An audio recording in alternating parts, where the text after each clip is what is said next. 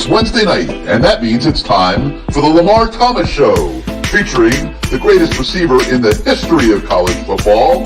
Just ask them, Lamar Thomas. I was born in Ocala, Florida. I moved to Gainesville to go to high school. Been recruited probably since the 9th grade, illegally, I might add, by the University of Florida. I still can remember Coach Solinger, Don Solinger, coming out to our practice one day. Here it is, this guy comes out in the University of Miami jacket, and I said, I can't believe that's Miami out here. And, you know, I wanted to go up and say, hey, I'm Lamar Thomas. And actually, I did walk up to him and I said, hey, Coach, I'm Lamar Thomas. And he said, I know. And that was the start of my relationship with the University of Miami. Patton, another good block, and Toretto lays it out.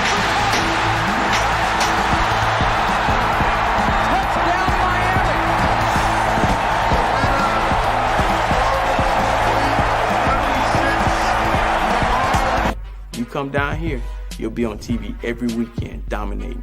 I thought about it. I said, man, where do I sign?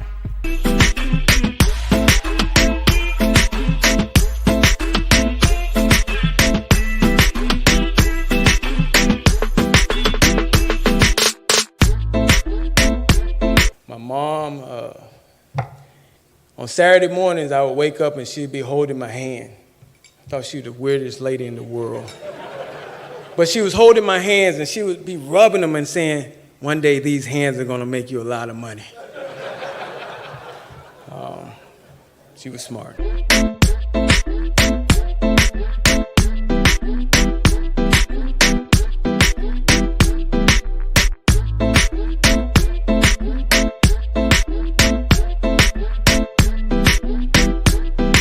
So now, here he is, the great one, along with co-host Gary Ferman of CaneSport.com, Lamar Thomas.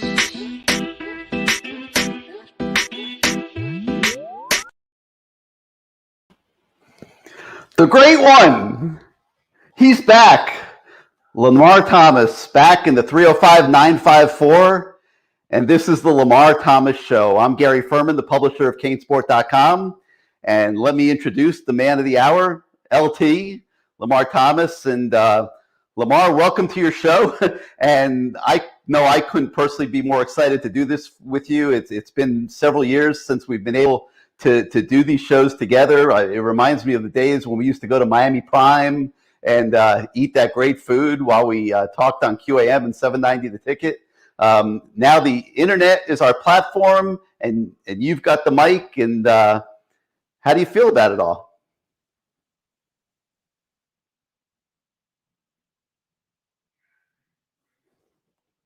And we've already having a technical issue. LT, you with us? Oh boy, LT, you with us? You're free. Your microphone's not working. You can hear me, right?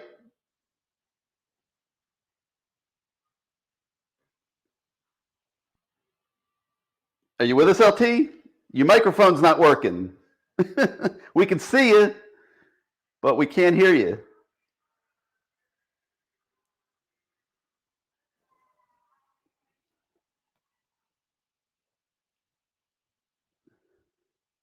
Well, folks, technical difficulties right from the beginning. That's not great, but hopefully we'll get this straightened out. We'll get Lamar back with us. In the meantime, I guess while we wait for Lamar's microphone to start working, I'm going to introduce the voice of the fan, a gentleman by the name of Bruce Warner, who has done shows with Lamar and myself for so many years, and he'll be part of our team here on the Lamar Thomas Show. So Bruce, hopefully you can hear me and we can hear you. I hear you perfectly. Do you hear me? Yes, I can. All right. It's about time somebody muted Lamar. Yes. Yeah, whoever thought that Lamar would be muted at the start of his own show. This is a great start, I think. I don't care about him. It's me and you. LT, can you see us, hear us? Well, let me call him on the phone and see what's up here, because It's kind of hard to have the Lamar Thomas Show without Lamar. Oh, he must be resetting, Bruce. Hey, we saw you, but we didn't hear you. All right, you're reloading for us. All right, everybody, Lamar's reloading. This is we'll do an instant replay, and in the meantime, Bruce and I are just going to tell stories about you. So we'll look for you to get back. We'll talk to you in a minute. All right, Bruce, what's your best Lamar story? well, I just started one when I said he was at the Coconut Grove Art Festival because the former players had to sit up there and do security. They had like those big white lifeguard stands. So he was up there, but he was not doing any security. He was just looking for chicks because I knew Lamar right from the beginning. And another time he came to my house to watch a game. I think I spent maybe 8 minutes with him because every 2 seconds his phone rings and he's outside talking to somebody. So he was at my house to watch the game, but I didn't really watch the game with Lamar. He was just in the neighborhood, so to speak. But he's a funny guy. He's a character. He's just, you have the picture of him with the helmet on, but most people know him by taking the helmet off and, going in the end zone and bowing and all the stuff, all the things he used to do. That's Lamar to me. He was a great person, but he's a character. And that's something that Miami used to be filled with characters. Now, flatline. It's just not the same. But we'll see what happens Saturday. Maybe something will change. I don't know. What are your stories of Lamar? I mean, just so many of them. I mean, the thing that sticks in my mind, of course, all the great plays and all the fun and all the color and everything through the years, the interviews. He really was one of the best all time that's ever played for Miami. I think everybody knows that. But one thing that really stands out is how much he likes to eat. I mean, we used to do those shows at Miami Prime, and man, Lamar used to come in with a freaking bib on. Man, he was ready to go to get the kitchen cranking for him to make him something to eat.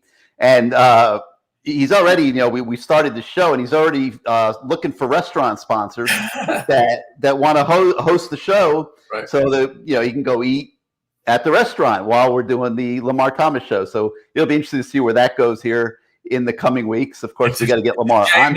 It's a shame that that Miami Prime closed because the food was great. It was the best sports bar that I've seen down here in South Florida. It's a shame, but it's been like 12 years already. In fact, they just knocked the building down a few days ago.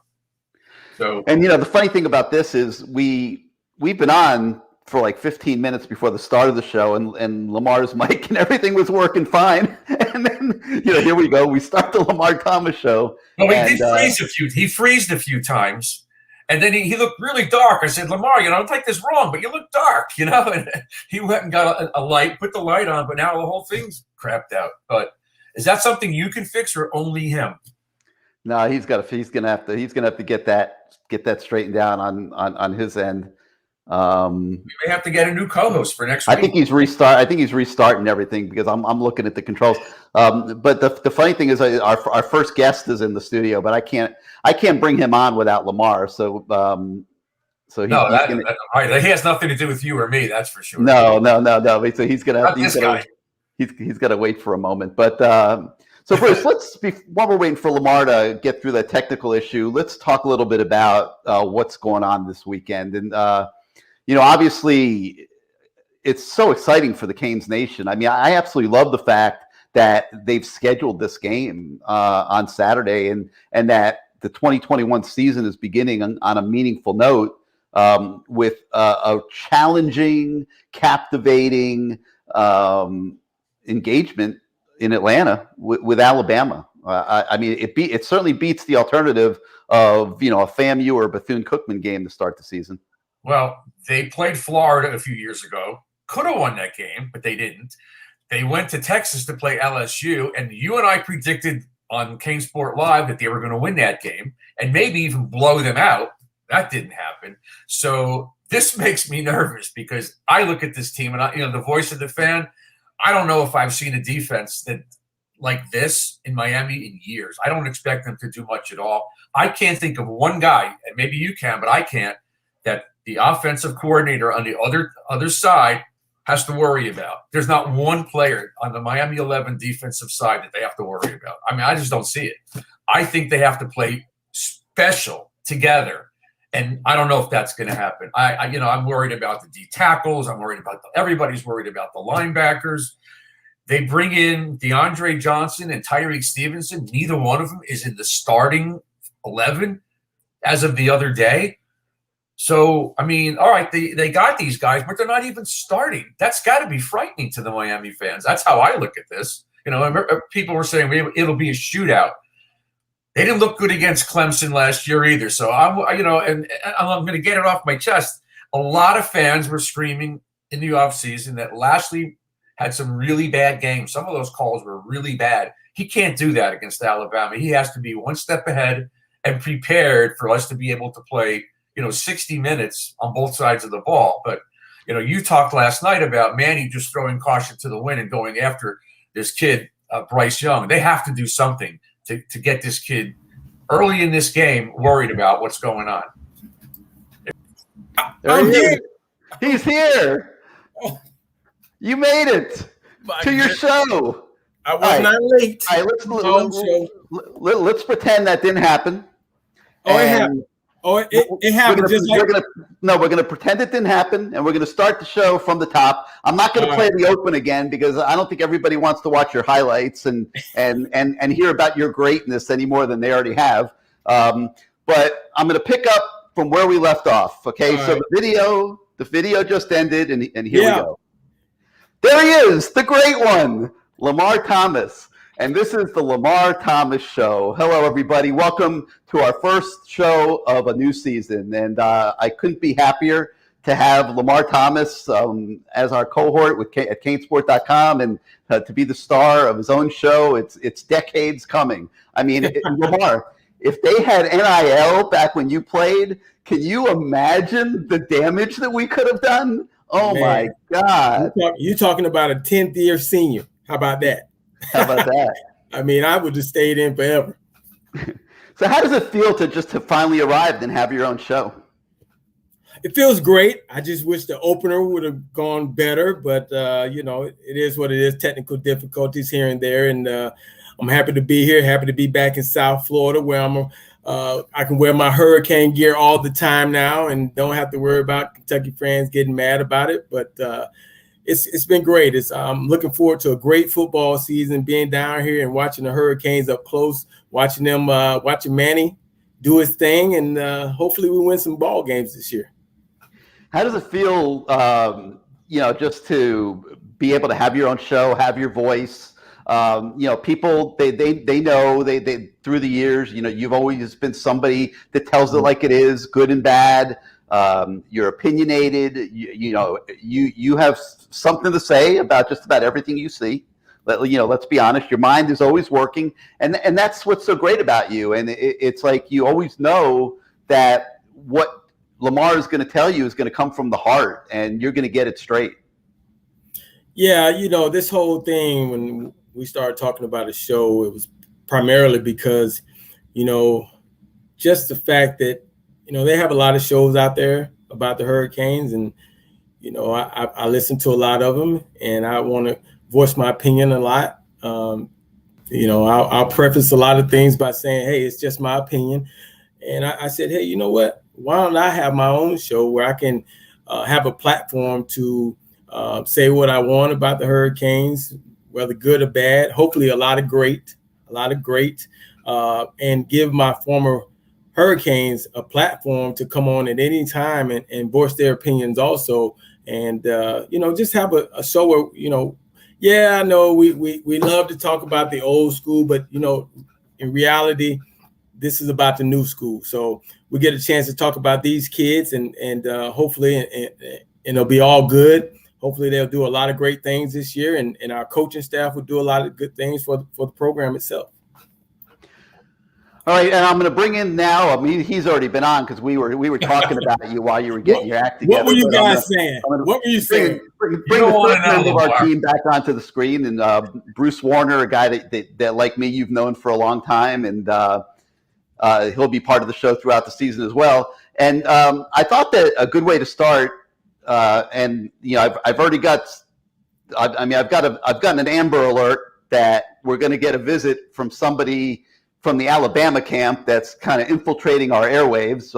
We'll be getting to that in a few minutes. Yeah. But I thought we would start out just by talking about a few things. And the first topic I wanted to throw out was just the excitement of beginning a new season with a meaningful game, Lamar. And, you know, so many teams around college football, they'll start with a Bethune-Cookman, a FAMU. They like dress rehearsals. You were a coach in college football for many, many years.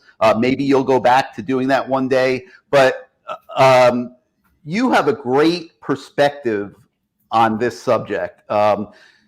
Is it better to start with a cupcake game that you could just pencil in the W and the score? Or is it better to start with frickin' Alabama in Atlanta, Mercedes-Benz Stadium, national television, the defending national champs, the greatest coach in college football history? Man, you said a mouthful just now.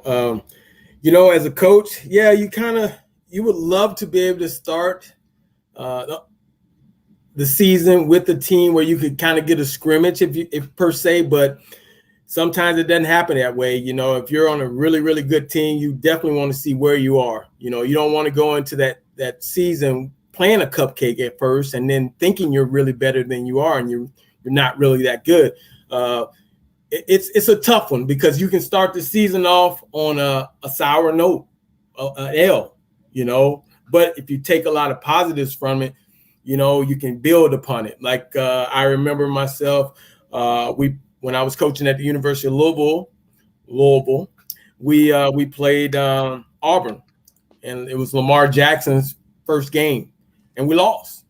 But it gave us something to build upon. It also gave us, we got to see the kid in action. We got to see a lot of young kids in action, and it turned out to be a really, really good season because we played a really tough team instead of playing a 1AA opponent that, you know, who knows how that would have gone. We probably would have won by a lot of points, but we really wouldn't have got a really good show about how good or bad we really were.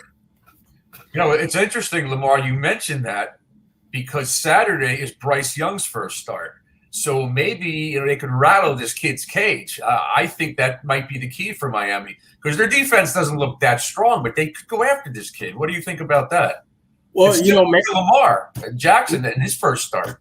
Well, he threw an interception on his first play. Let's hope that happens again. But, you know, the thing about being a freshman, being a young guy and getting your first start out there in a big game like this, you're going to be nervous. And, you know, you would think that they would, as play callers, they would call plays that he feels comfortable running, maybe short passes, a lot of handoffs, not to put him in a situation where he has to try to put the game on his shoulders in the beginning. And, you know, their coordinator, I guess he was in the pros.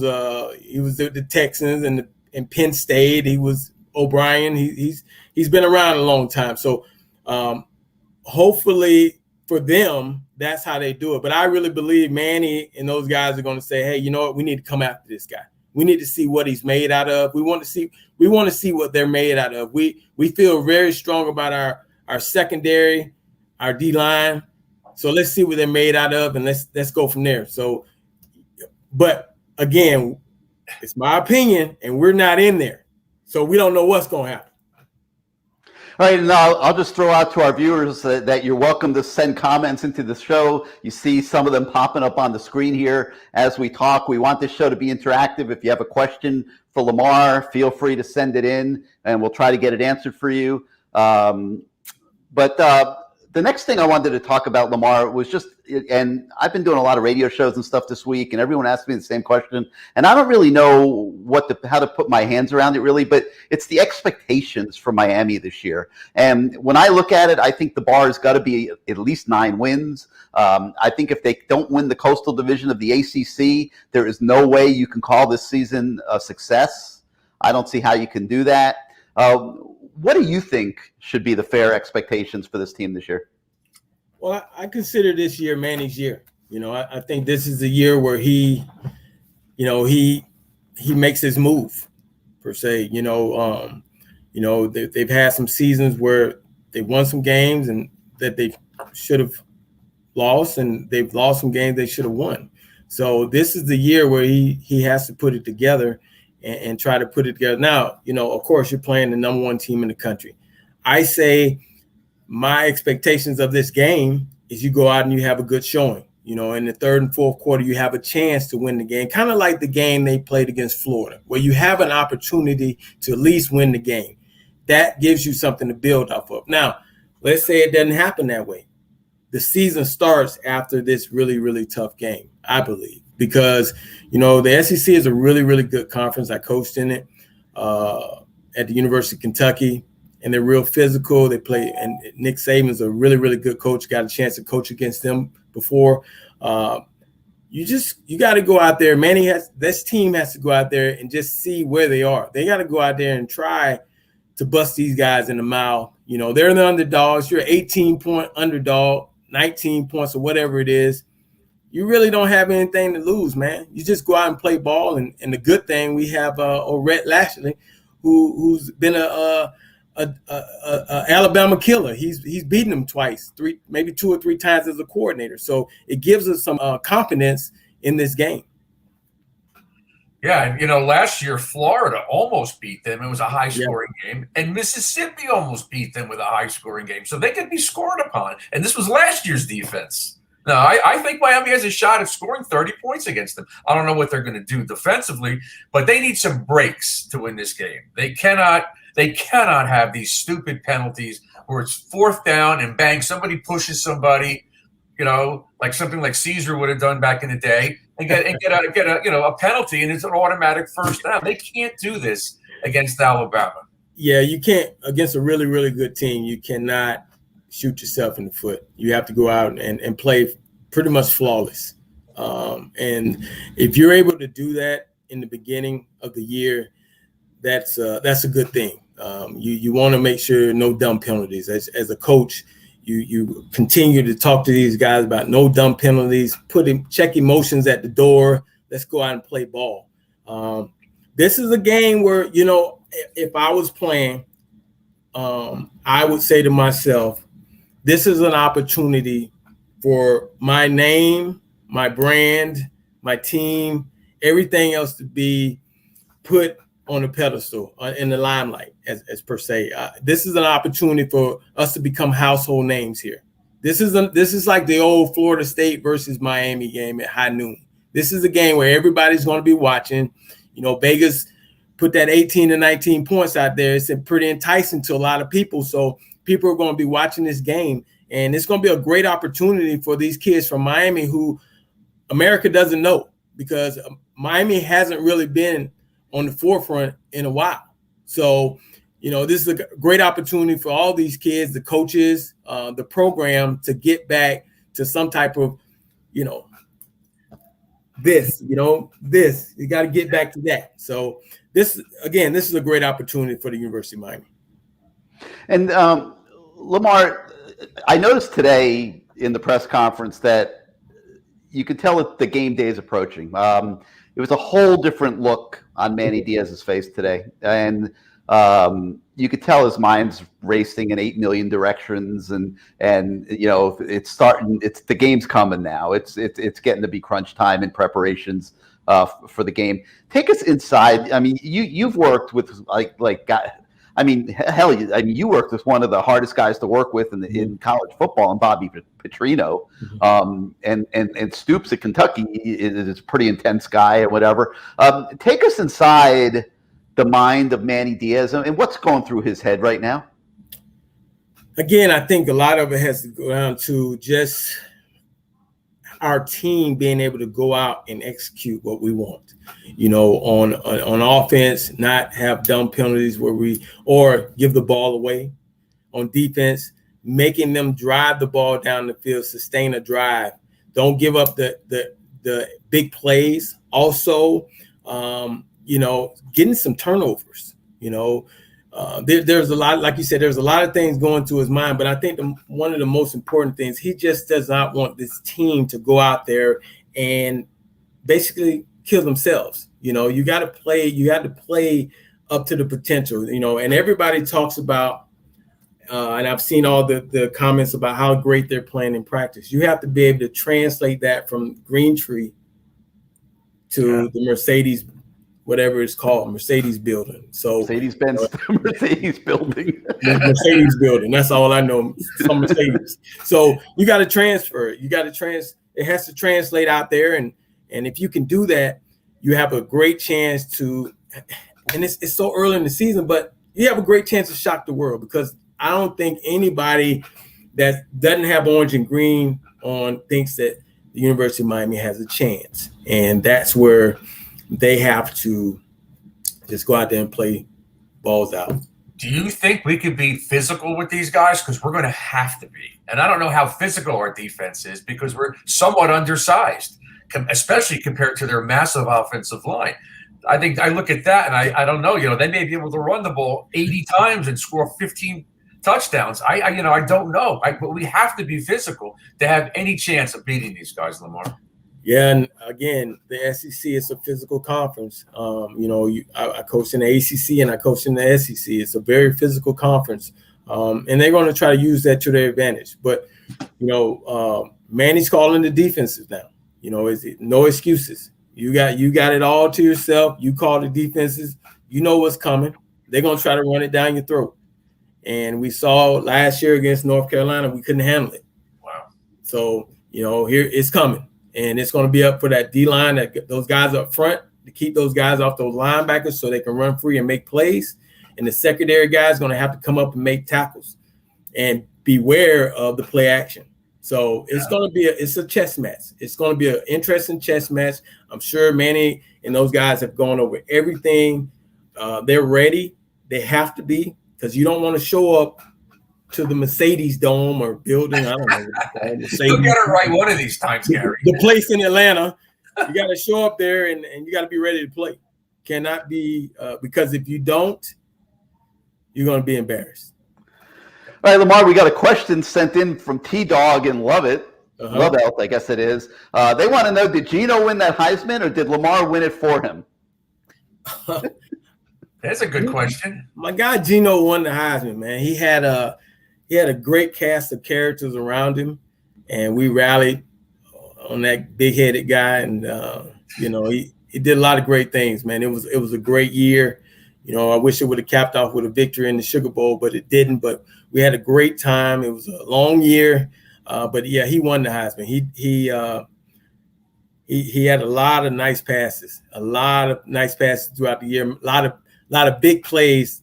He threw it up there to a lot of us. And, some people say, oh, how hard is that? It's hard, especially when you're getting hit in the mouth. But he won the Heisman. He had a great year. It was, myself, Kevin Williams, Horace Copeland, Darryl Spencer, the Ruthless Posse. We did all we could. We made plays for him, and we had a lot of fun. It was great. And it was great to see him win the Heisman. Everything was great except the White Sox. All right, you're going to be hosting a party Friday night in Atlanta for All Canes, who is actually a sponsor of our show as well. Thank you, Harry, at All Canes, for jumping in and sponsoring the Lamar Thomas Show. We encourage everybody, go get your Canes gear at All Canes. Been around for forever, obviously, and the greatest selection of Hurricane gear anywhere. And you get the personal touch from Harry when you go in the store. Lamar, tell us a little bit about that party.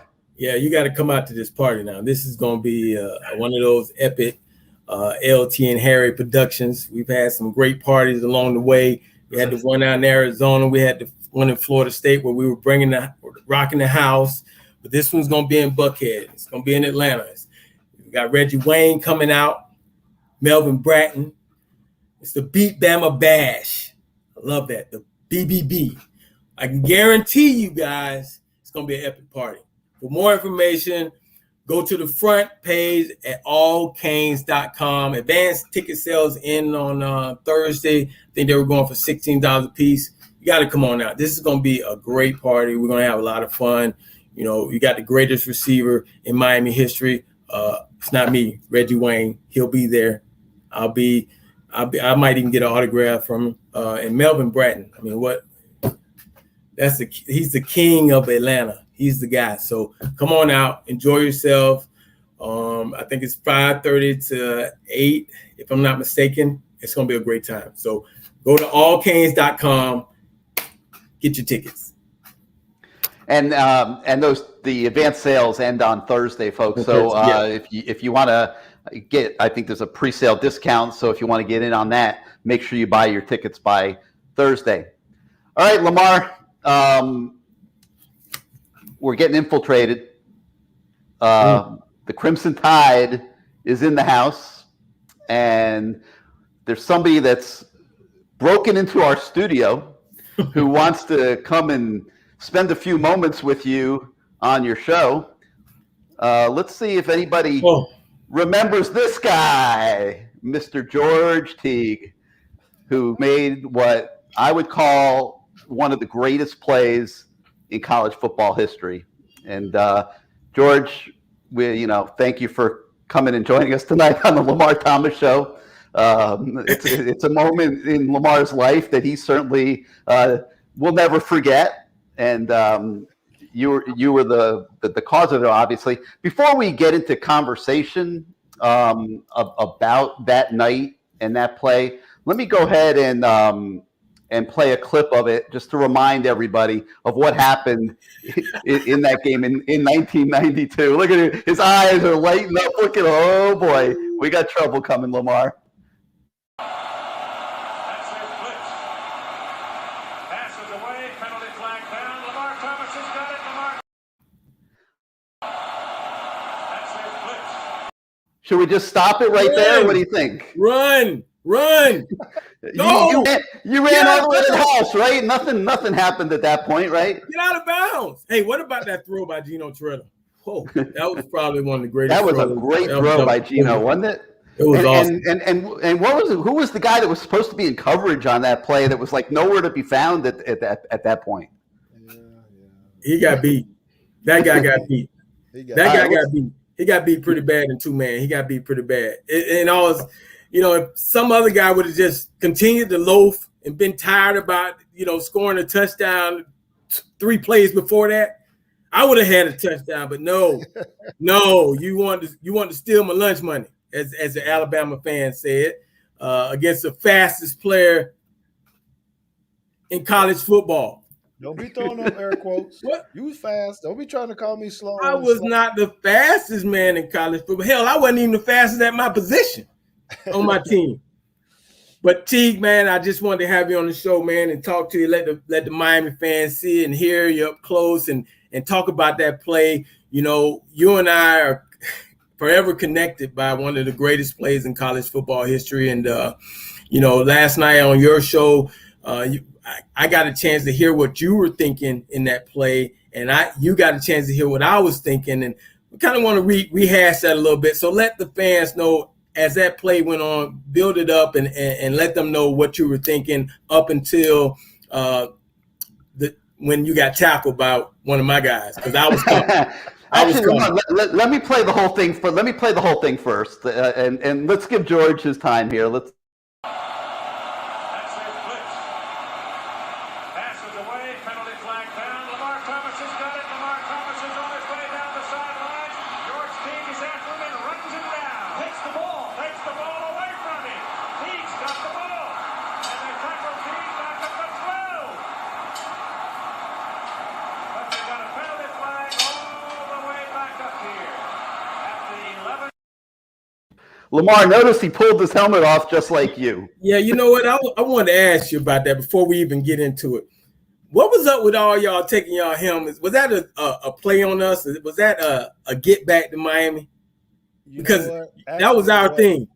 I say actually it wasn't, and I can say that was pure just out of reaction for me of the hype and the crowd, and that was just like the first thing that I did. I wasn't athletic enough to do a backflip and all the other things people do, so I figured just snatch the helmet off and throw the hand in the air. But, well, let's go back to the start of the play. Let's go back to the start of the play and tell the viewers about how you had just scored a touchdown on the interception, and go from there. Go from coming off the sideline back on to the play.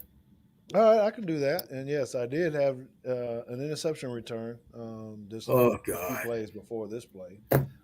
So when we got called to go back out there, because I was on the Mhm. kickoff team as well, and boy, y'all know how much gas it takes to try to do special teams, Mhm. uh, start on defense, and things of that nature. So I was gassed, man, totally gassed after that return. So when this happened, I was doing the cardinal sin. I'm telling you, people, I was doing the cardinal sin. George Teague was trying to loaf on the play. I felt so confident in our guys up front and our secondary that I thought, you know what, I need to catch my breath here for a minute. So in that moment, I'm supposed to be over the top playing halves. Um, Supposed to be not let you catch the deep ball. Two man. Um, Two man. Playing two man, and Gino throws this strike while I'm just kind of sitting there looking, and I'm watching the pass, and I'm like, okay, Willie Gaston is his name, the corner that you were Mhm. referring to earlier. I thought he can at least make the play, tackle him, get him out of bounds, something. Well, that didn't happen. And you talking about the fear of God coming into someone and doing the things that you think. So when people always talk about can people really lift a car or something of that nature, Mhm. so I can tell you I might not have been that fast either, Lamar. All I know is I was scared shitless Yeah. because back in the day they could rip your face mask off. Mhm. They could do whatever they wanted to do to you when you came over the sideline in front of everybody. They don't got the little tents that players Mhm. hide under now when they embarrassed or whatever, right? So I had to pull out my best track form guy, Mhm. and just try to get there as fast as I can. So during the play, because I was running scared, at some point I realized, hey, I'm going to catch up to him, right? I'm going to catch up to him. Now the goal wasn't necessarily to take the ball; it was catch up to him, tackle him. Well, after I figured I was going to be there and can get there, it was try to strip it, just try to get the ball out. Now, I don't know how many of y'all are believers of faith and all that kind of stuff. Some things just happen to fall right in your lap and you don't know why, right? So I was trying to strip the ball. If you look at it, I was hitting the ball down like Mhm. this, down like this. Well, the ball ended up coming up into my face. So I just let LT go and grabbed the ball. And then I became the athlete he wanted to be. Turn around, started, stuff. Uh, and then it just excitement took over, and I really didn't know what kind of play it was, brother. I didn't. I heard the crowd roaring, and that's when you get excited, right? You get to score touchdowns and things of that nature. And it was the first time I just heard the thing kind of go crazy Mhm. for me individually. So I'm snatching the head off, the helmet off, and I have to admit, LT, have you ever had to hit that oxygen mask Yeah. before? That was the Yeah. first time I ever had to hit the oxygen mask because I was dead tired after that, brother. I was dead tired. Well, I probably would have hit the oxygen mask if I'd have got those 11 more yards, but it didn't happen that way. Let, let me ask you this: when the play happened and after the play, and there was still more game to go on, did you say in your mind, did that really happen?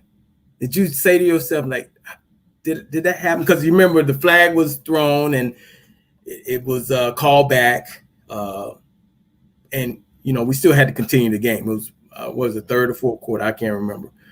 That whole night is a blur. But did you, in that game somewhere, did you say, man, did that really happen? No, and honestly, I always stripped the ball in practice. Mm-hmm. It was just something we did. If the running back was coming through and he didn't have the ball right, I was just going to try to take it, whether I punched it out, take it. So it was kind of I'm going to say a common thing for me. Um, it didn't really hit me until after the game, and it kept showing it on TV. Then you kind of know, okay, this is. Then I started to go, well, wait a minute, this might mean something. And the next day Mm-hmm. is when I started getting calls about making prints and things of that nature, and I knew, okay, that this is going to be a pretty big ordeal. So no, in the game, I didn't really look at it that way. Again, I was dead tired. I'm trying to figure out how I'm going to play the rest of the game. because I'm about to cramp up and everything else. You know what, bro? I couldn't even go into the locker room after the game. We done won the national championship. You didn't need to. Man, it was so hot in there. They were acting up. No, bro, I couldn't. I was about to faint, man. I was trying to find the fastest way to the shower, cool off. And I know that sounds crazy. No, but that's the truth, man. But it was also all that hot air that the Alabama fans were cheering out their mouths, the bad breath.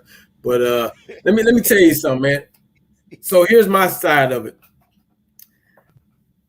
Your defensive coordinator, who was the defensive coordinator at that time? His name is Bill Oliver. He's the man.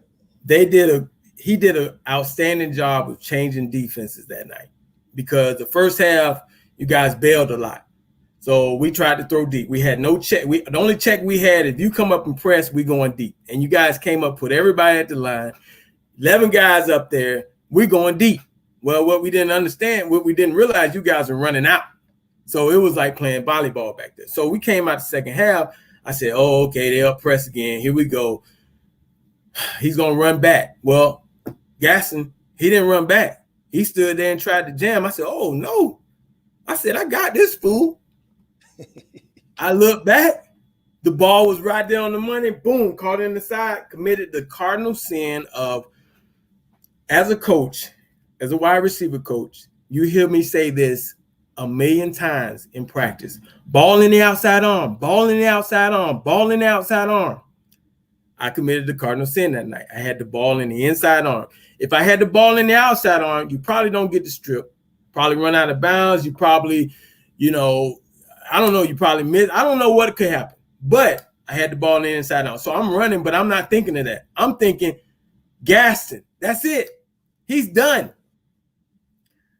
I wasn't picking up no speed, but I was running. How long you been working on this talk? It's been like 29 years you've been putting this talk together, right? So let me finish my side. So I'm running. And all of a sudden I get that tub. And I get pushed down. And I said, what the hell?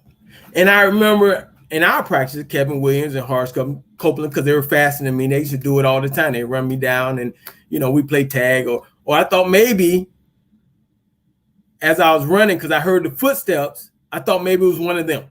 I didn't know it was you. Pushed down, face down, looked up, saw you running the other way. I said to myself, oh, hell no. I think I was going to try to kill you.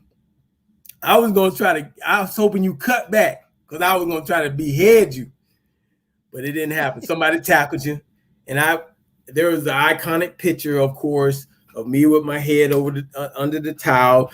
Of course, the Alabama fans said I was crying and my, tears, but no, it was no tears. It was more or less like, did that just happen? Did that just happen? And yes, it did happen. It was a great play, my man. It was, I said this last night on the show. In '89, you didn't have a good game. You didn't have a good game against us. We won the game. You were younger, but in '92, you had a good game. You put all that to rest.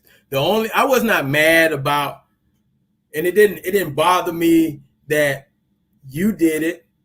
What bothered me about the whole thing was that was my last time wearing the uniform. Like, you had 92 to make up for 89. I didn't have another chance. That was the last time in the uniform. So it was like, dang, I let that opportunity go to waste.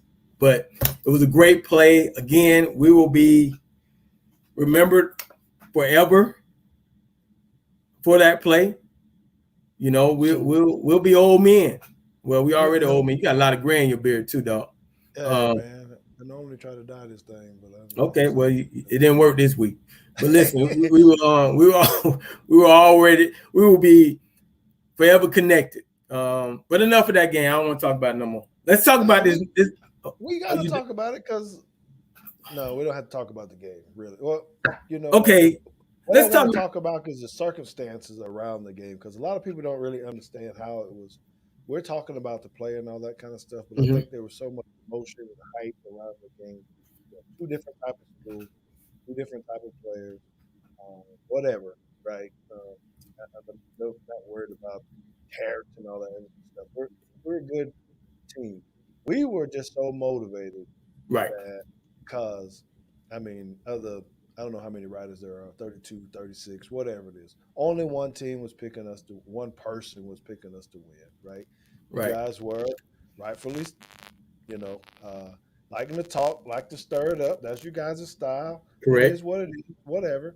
We were built different from the standpoint of how we use that to motivate Right. us. Sometimes you can't see that, you don't understand that, whatever it is. And so we were so motivated with that, that when we practiced and when we were getting together, we were laser sharp focused. And you mentioned it on my show yesterday, about maybe even how we handled ourselves once we were down there. I know how we can elaborate on that. You guys had curfews and it was early. And we see you guys walking back and we was, talking trash. We just talking a little trash. Out there. People ask me all the time about, man, tell me about that thing that happened on Murder Street when we all ran into each other and all that kind of stuff. Man, it's like it was a heavyweight fight, right? If you're gonna think of two big guys getting ready, Tyson taking on whoever, whatever, that's what it was. And so there was so much in it, and y'all wasn't taking no crap, we wasn't taking no crap, and we just was gonna settle it on the field. And on that day, like you said, we just happened to have y'all's number. I saw someone put a quote on the screen here about, has a lot to do with coaching and things like that. Yeah, our coaches put together a damn good program for us. It really put us in place, like you said. They were off balance. Gino didn't know what was happening, whatever. And man, when our defense got rolling, that was our strength. We won all that. Right. Well, we didn't expect your offense to do what they did. Jay Barker and those guys, and it was a very interesting night as far as what was happening out there. And your D line was so good that it was just.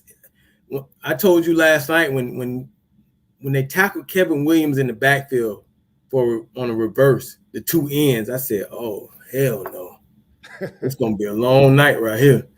The fastest man on our team, the two best defensive ends, first rounders, both of them, tackling him in the backfield. I said, "Oh my goodness!" And Gino was back there saying, "I said, gee, I think I'm open." He said, "I don't have time.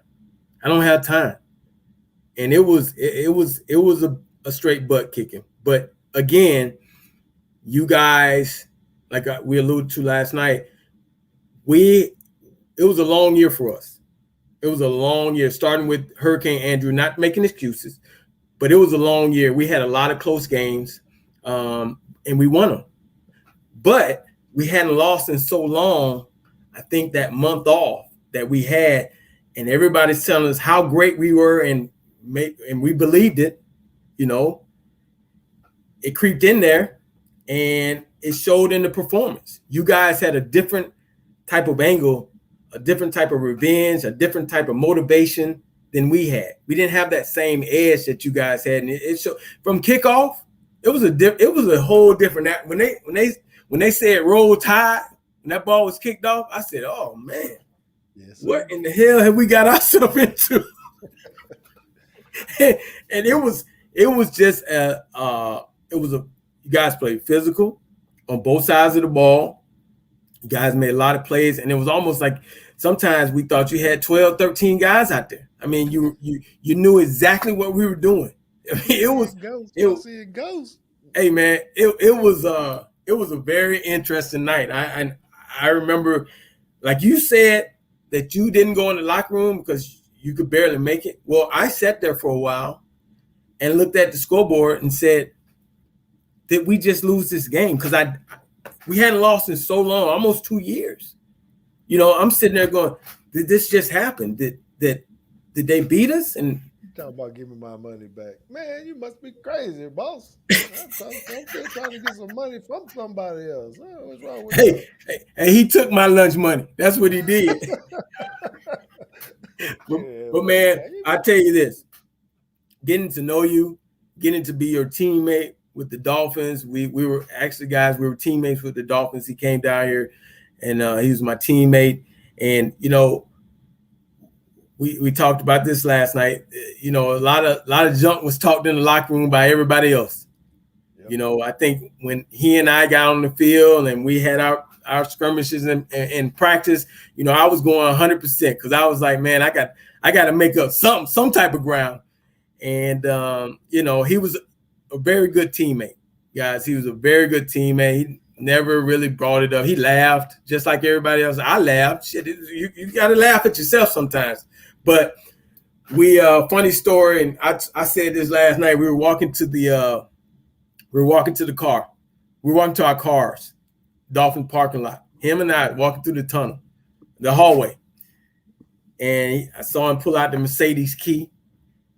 And I saw him hit the button, and I looked to the right, and I saw that. I said, "Ooh, wee, boy, that thing, that's nice, boy. You just got there." He was like, "Yeah, man." I said, "Ooh," and the car wash Jimmy had them made it look all nice, had the rims shining. I said, "Ooh, boy, that thing." And you threw me the keys. You said, "Man, you want to drive?" I said, "You gonna let me drive it?" You said, "Yeah, man, you can drive it. Hell, if it wasn't for you, I wouldn't have got it." Boy, I need to tell everybody how the story really went. How the story really went. I like the way you do that, though, man. You really good at that. But so he was right. We did go golfing together. He did invite me to go golfing. What's the name of the owner of Grand Oaks? Grand Oaks. Yeah, no, whatever. So we were Huizinga. Yeah, Huizinga. So we didn't have to pay for golfing or nothing like that. And I don't know how to golf, and I got to tell you another story about that in a minute.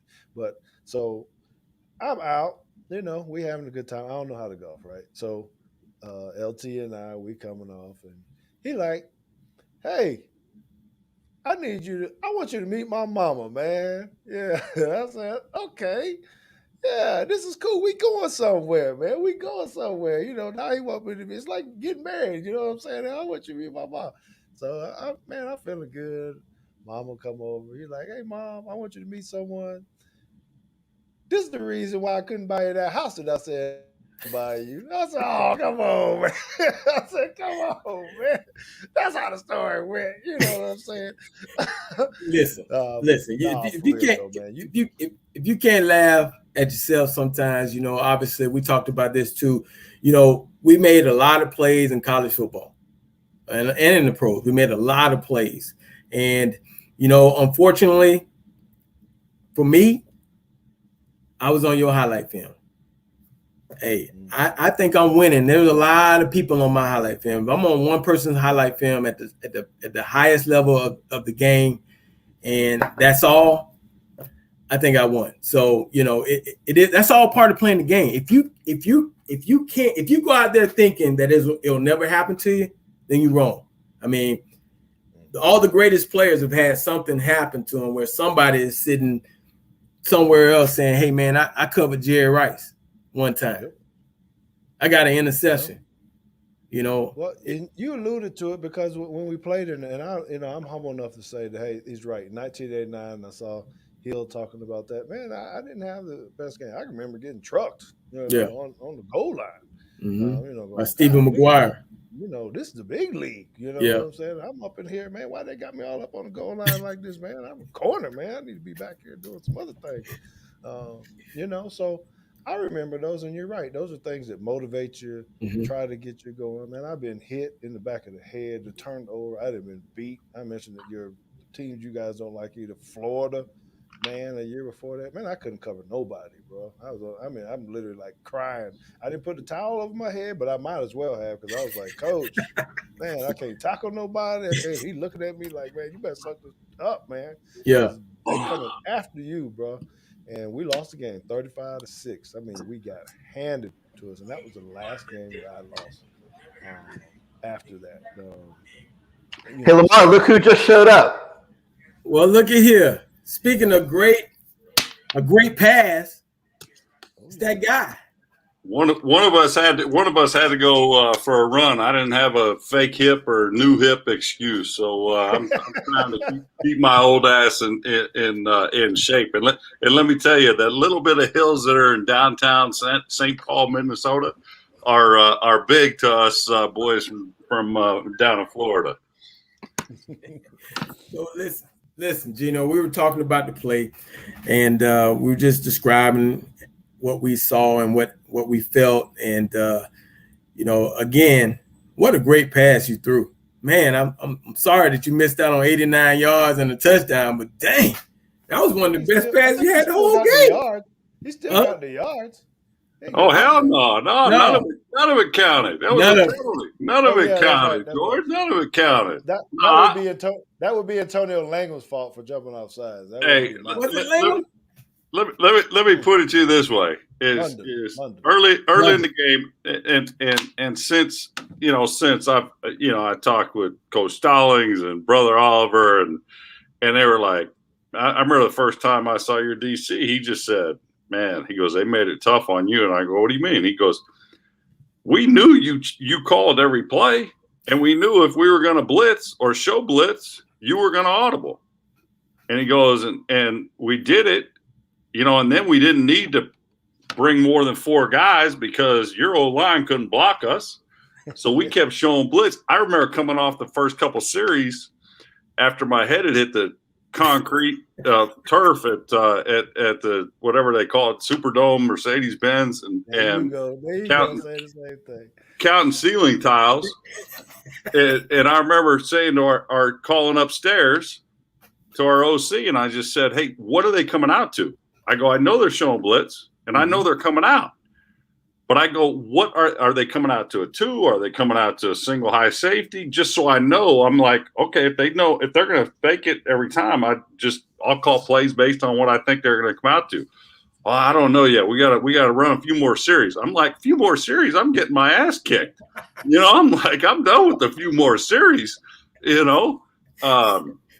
And then we didn't, besides that play, I think that, we turned the ball over early. I think Lamar, didn't he fumble once or something like that. We had a couple early, and it was like at that point in time, because I think that, listen, your guys' offense was not what we were. You guys, it was us, we were the strength, and your D was the strength. And there's no bones about that game. And if we had put pressure on your offense to come out of just handing the rock to, to Lassick, it could have been a different game, but I think that we didn't do that early. And then the noise, the Superdome, it's a home game for any SEC team. And then I can just remember that play because it was in the second half, right? When you got stripped. Yeah, it was in the third quarter. Yeah, third quarter. All I remember, I was basically just backing up, and I can remember a couple times our running game was so bad, like we couldn't run the ball. And I remember you guys had, was it Gregory was your D tackle, and then John and Eric were on the outside, and I can remember they were like lined up. The inside guys were lined up outside shoulder of our guards. I'm like, hell, I'm just going to run quarterback sneak. I could get 3 or 4 yards. And they would pile. So I did that a couple of times, to whatever, a couple yards. And I remember John and Eric yelling at me in the pile. God damn it, Gino, we need a sack. We need a sack. Stop doing this bullshit, And we do that.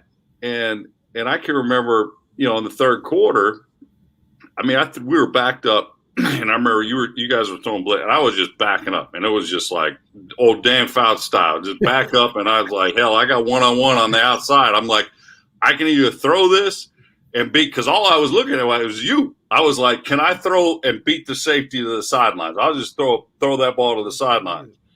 And I threw it, and I was like, all right, it's caught.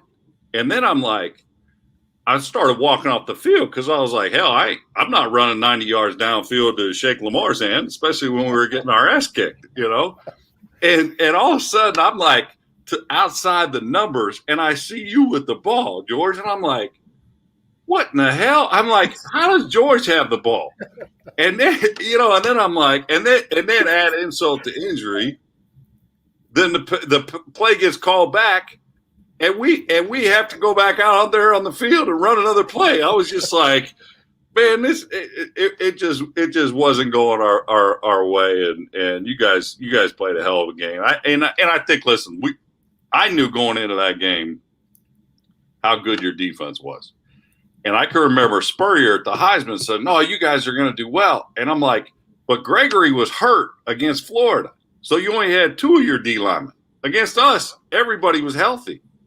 And I was just like, listen, Florida didn't play with all 3 of these big boys up front, and then, it was just, and then the noise. But, hell, you guys, you got to, hey, tip a cap when you tip a cap. You guys kicked our ass that night, and we go from there, I know, and congratulations to you for everything as well. What always amazes me, regardless how it is, because you guys are, dominant throughout that whole time. You guys had a dynasty, winning games, just driving people. Yeah, you had some tough ones the year before. I got that, but you guys were, what everybody wanted to be, right? That's what Alabama we were the brand then. Now you guys are the brand. Now you the brand, buddy. Yeah, I didn't go all the way through that, brand. I only had a small taste of it, but you guys were so dominant, stuff like that. And I'm saying this because the same way I'm sitting here going, man, they're talking about this game, 29, 30 years later, or a single play or whatever it is. You guys have those same type of things, that you're able to talk about championships and plays and things. Your fan base is like our fan base. We don't forget stuff like that. Sure, you had really, really good teams afterwards. Your 2001 team, right, that had everybody on it or whatever. It's the same way here. We were good that year, and now we're being compared to Alabama 2016 or whatever. So I think it's honorable. I think it means a lot. I think it's awesome that all 3 of us would be able to sit here and talk like this. Whoever thought we'd have been doing this, we just don't cross the paths like this. So this means a lot to me. I'm saying that to you guys as a 50-year-old man, handsome man at that, what are you looking like? George, you only 50? You're only 50? Hell, me and LT just turned 50. No, Lamar, we're 51. That's because y'all went to school 6 years, 8 years, man, or went to the military before y'all played. If it was hell, if it was NIL back then, I'd still be in college. Man, shoot, you give me that 850 real quick. I don't even know about. No, it wouldn't have been no good because LT wouldn't have came to practice. He just he barely made it without NIL. Hey, I got a question for you, George. Let's talk about this year's game. Alabama. They've been really, really good it's been a long time. They've been good for a long time. How does this team stack up from what you know of the program? I mean, what you know so far, and what are your concerns, if any, about this Alabama team? Okay. Why I'm so feel good about this game on Saturday is not necessarily because of the personnel. I think what Alabama does, what Nick Saban does, that most people don't really talk about, is what they do in the mind game, the sports psychology part. They are super big on having these guys' head and mind right. All this new stuff, sports science, sports performance, all this kind of stuff. Alabama is huge in that sports psychology deal. So they're saying whatever they need to say to make sure that they're focused to be able to play this game and not get caught up in all the stuff that we're talking about. This and that. He's getting those guys ready to play. He's had a whole year or however long to be able to compare, to try to prepare for this. What the guys that he's going to have on the field. So, you guys are stacked because you got a lot of returners. You got some veterans coming in. And that always helps. Anytime you got the group and you've been playing together, you know each other and all that kind of stuff. So that is a little bit worrisome, sometimes. I think that, and this will sound weird to maybe some of you people, because y'all can't study the film the same way on our personnel because we're going to have a lot of new faces. We're going to have a new quarterback. You're really trying to figure out what's it going to be. How is he going to react? You know, there's not a whole lot of tape out there on what happens in a crucial game with him. We're going to have some wide receivers like that. We're going to have some more secondary people like that. And you talked about that last night, LT. Okay, they get their secondary and stuff. So there's a lot of work that our coaching staff has to do. So I'm slightly worried in that standpoint because you guys got a quarterback threat that, you know, he could make or break that game. So I'm comfortable with saying that I think it's going to be a closer game than Vegas thinks. I'm comfortable with saying I think it's going to be a closer game. Most people think from my side, from the Alabama side, I don't think it's going to be a route like that. I think my son did or something of that nature, right? I can't remember what he said.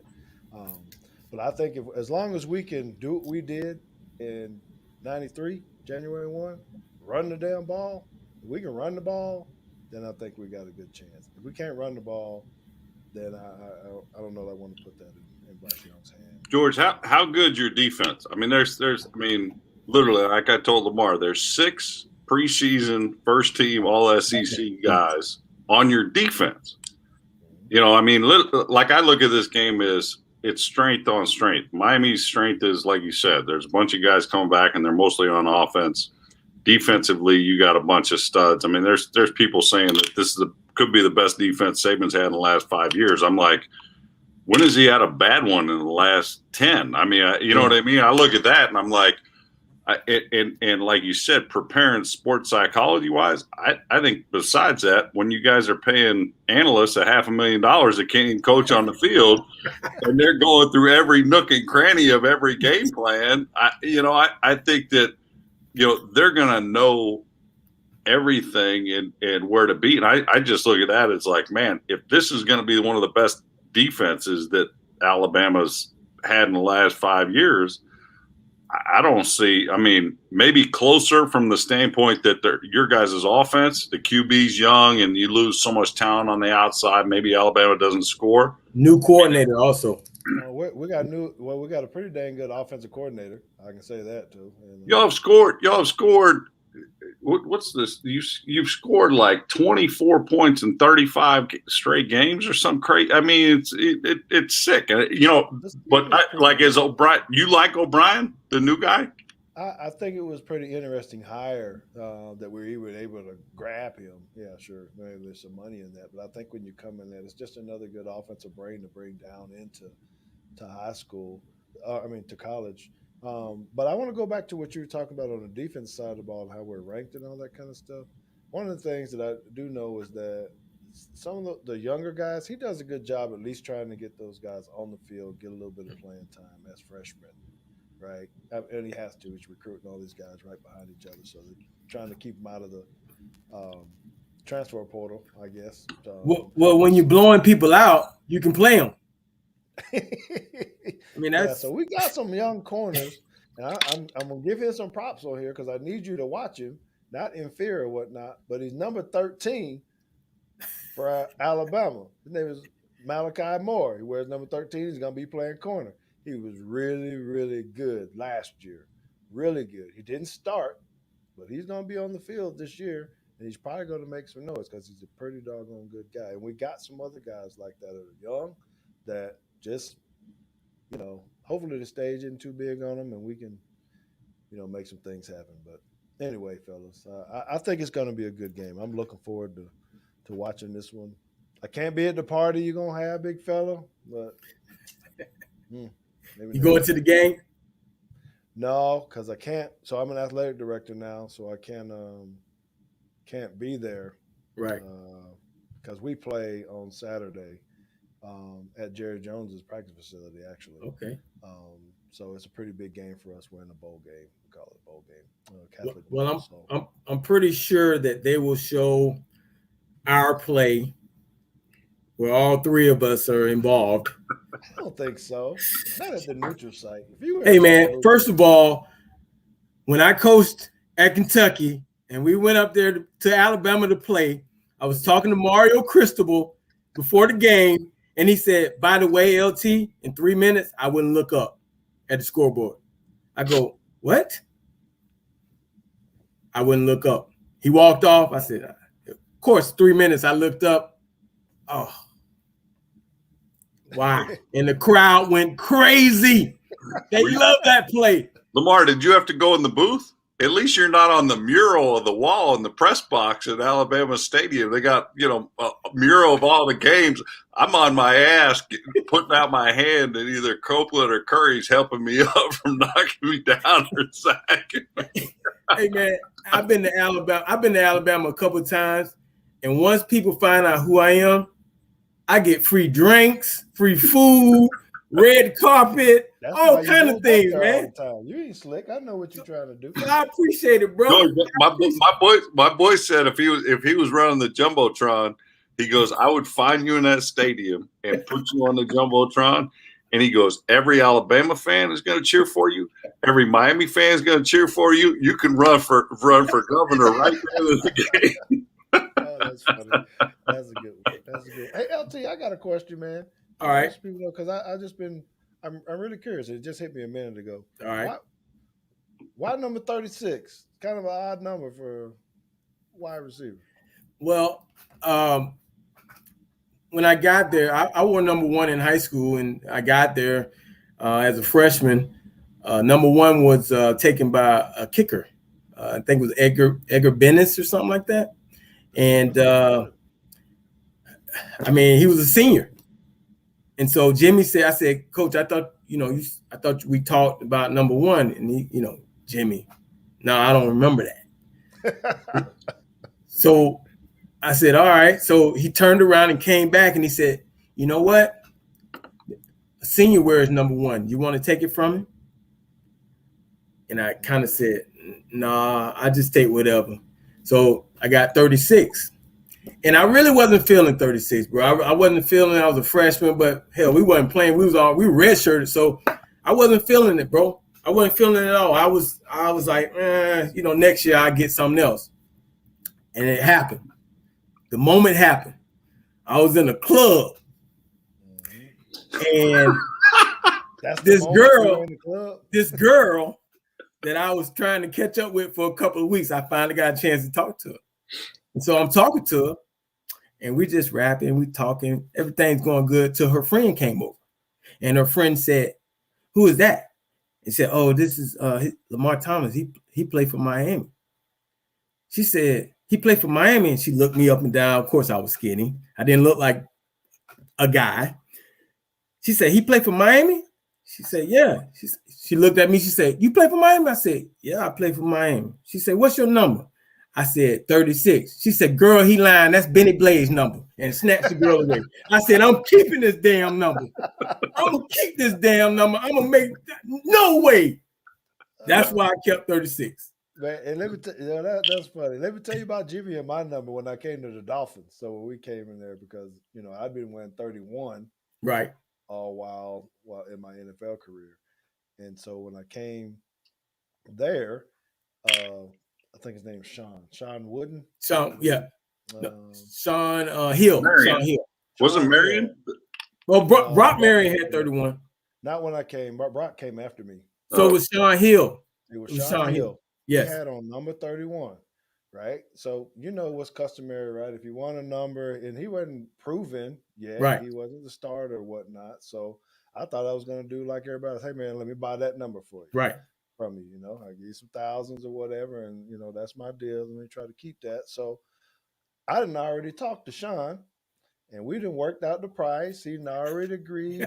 All right, yeah. Let me get that. You can get this 31, and I'll do something. So I go to Jimmy and I say, all right, man. I want to put on this 31. I already worked that out. He said, no, you can't have that. I said, what, Jimmy? What are you talking about, man? He said, nah, that number's taken already. You're going to have to give it. So he wouldn't give me no reason. This is why he already on me playing these mind games with me, right? I was like, bro, this is crazy, man. I said, I'm going to give this guy some cash, have the number. He's like, nah, you just got to find you another number until you prove that you're the guy, this and that. So that's how I end up wearing 23, because people ask me, well, how do you get 23 when you come?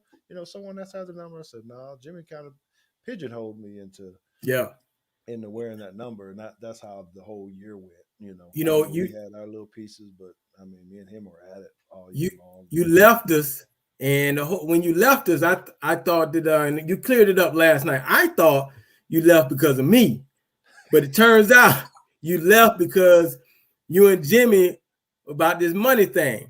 It sure was. It was definitely about the money.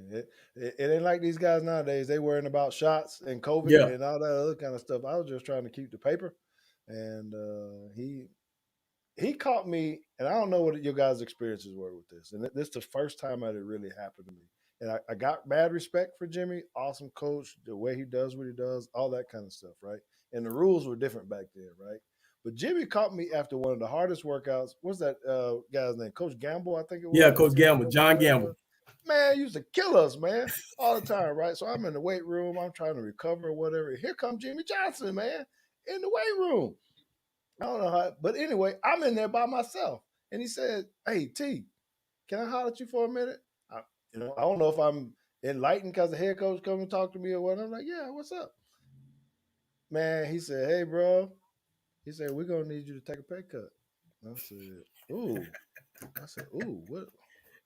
Okay, coach, you kind of caught me off guard right here. I'm in the weight room, man, whatever.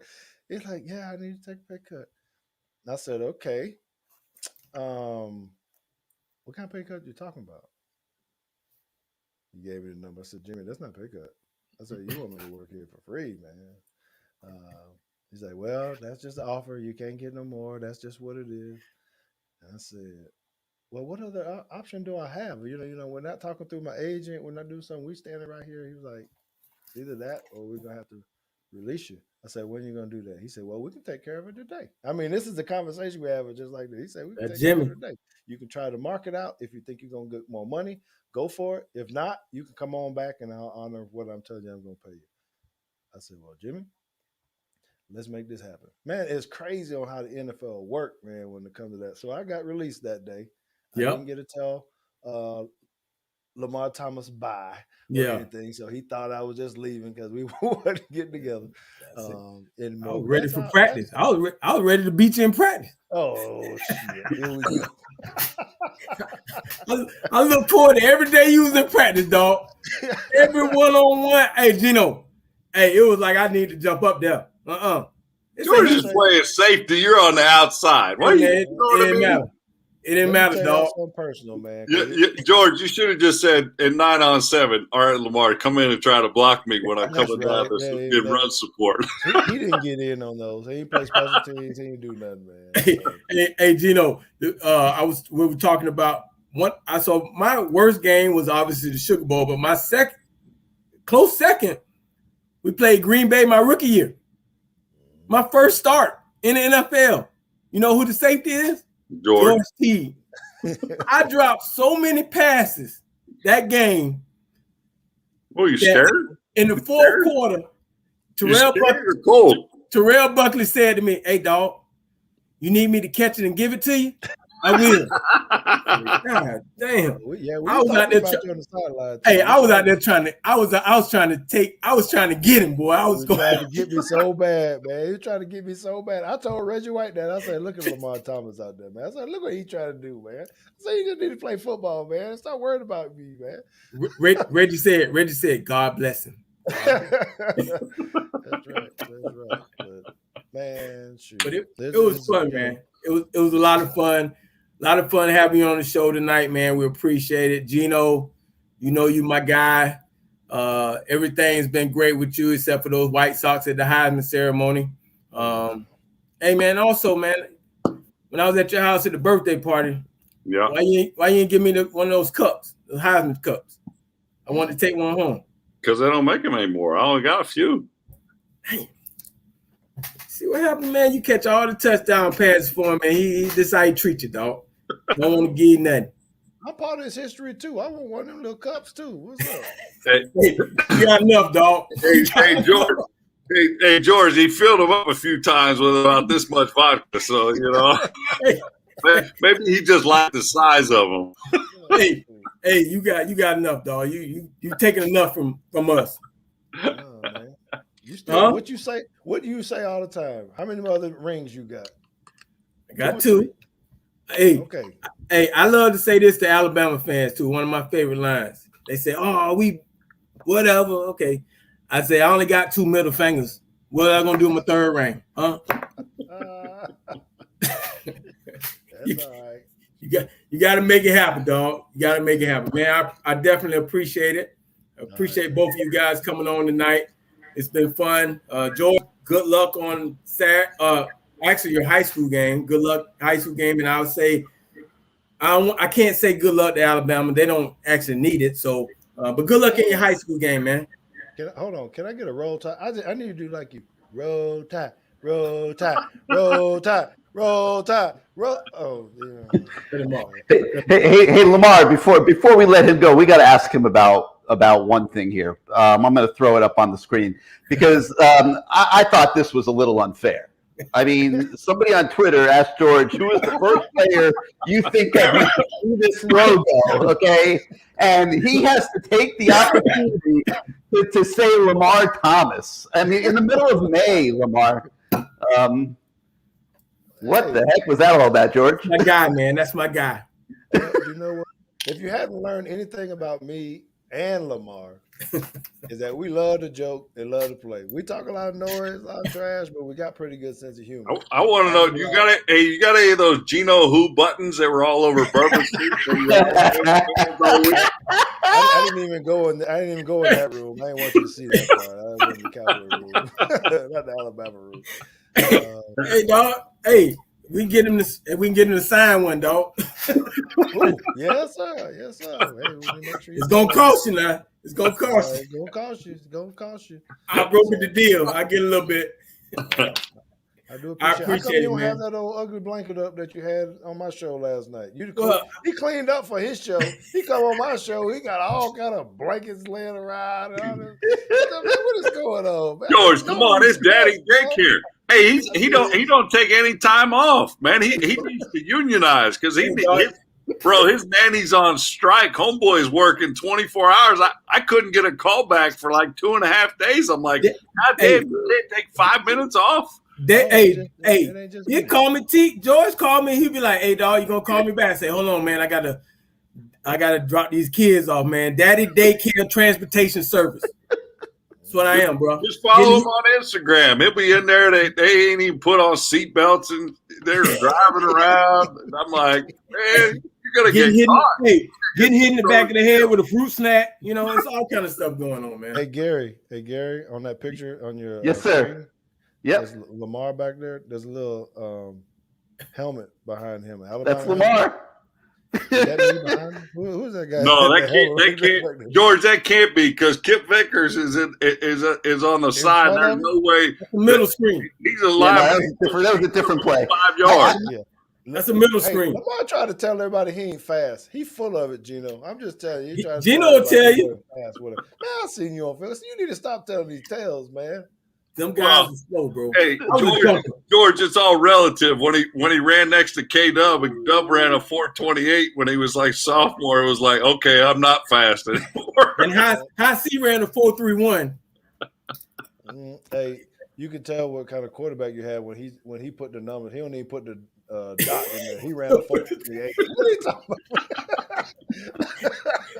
Hey, he was fast, but he was looking around. He was thinking about how he was going to celebrate at the end of that touchdown. You know that, because when dude's getting open, it's like, why do you turn around? You just slow yourself down. Just look forward and keep running. You're already slower with the ball. Hey, Gino, I need you to stop talking now. Ball's in the wrong hand. Get the ball to the left hand.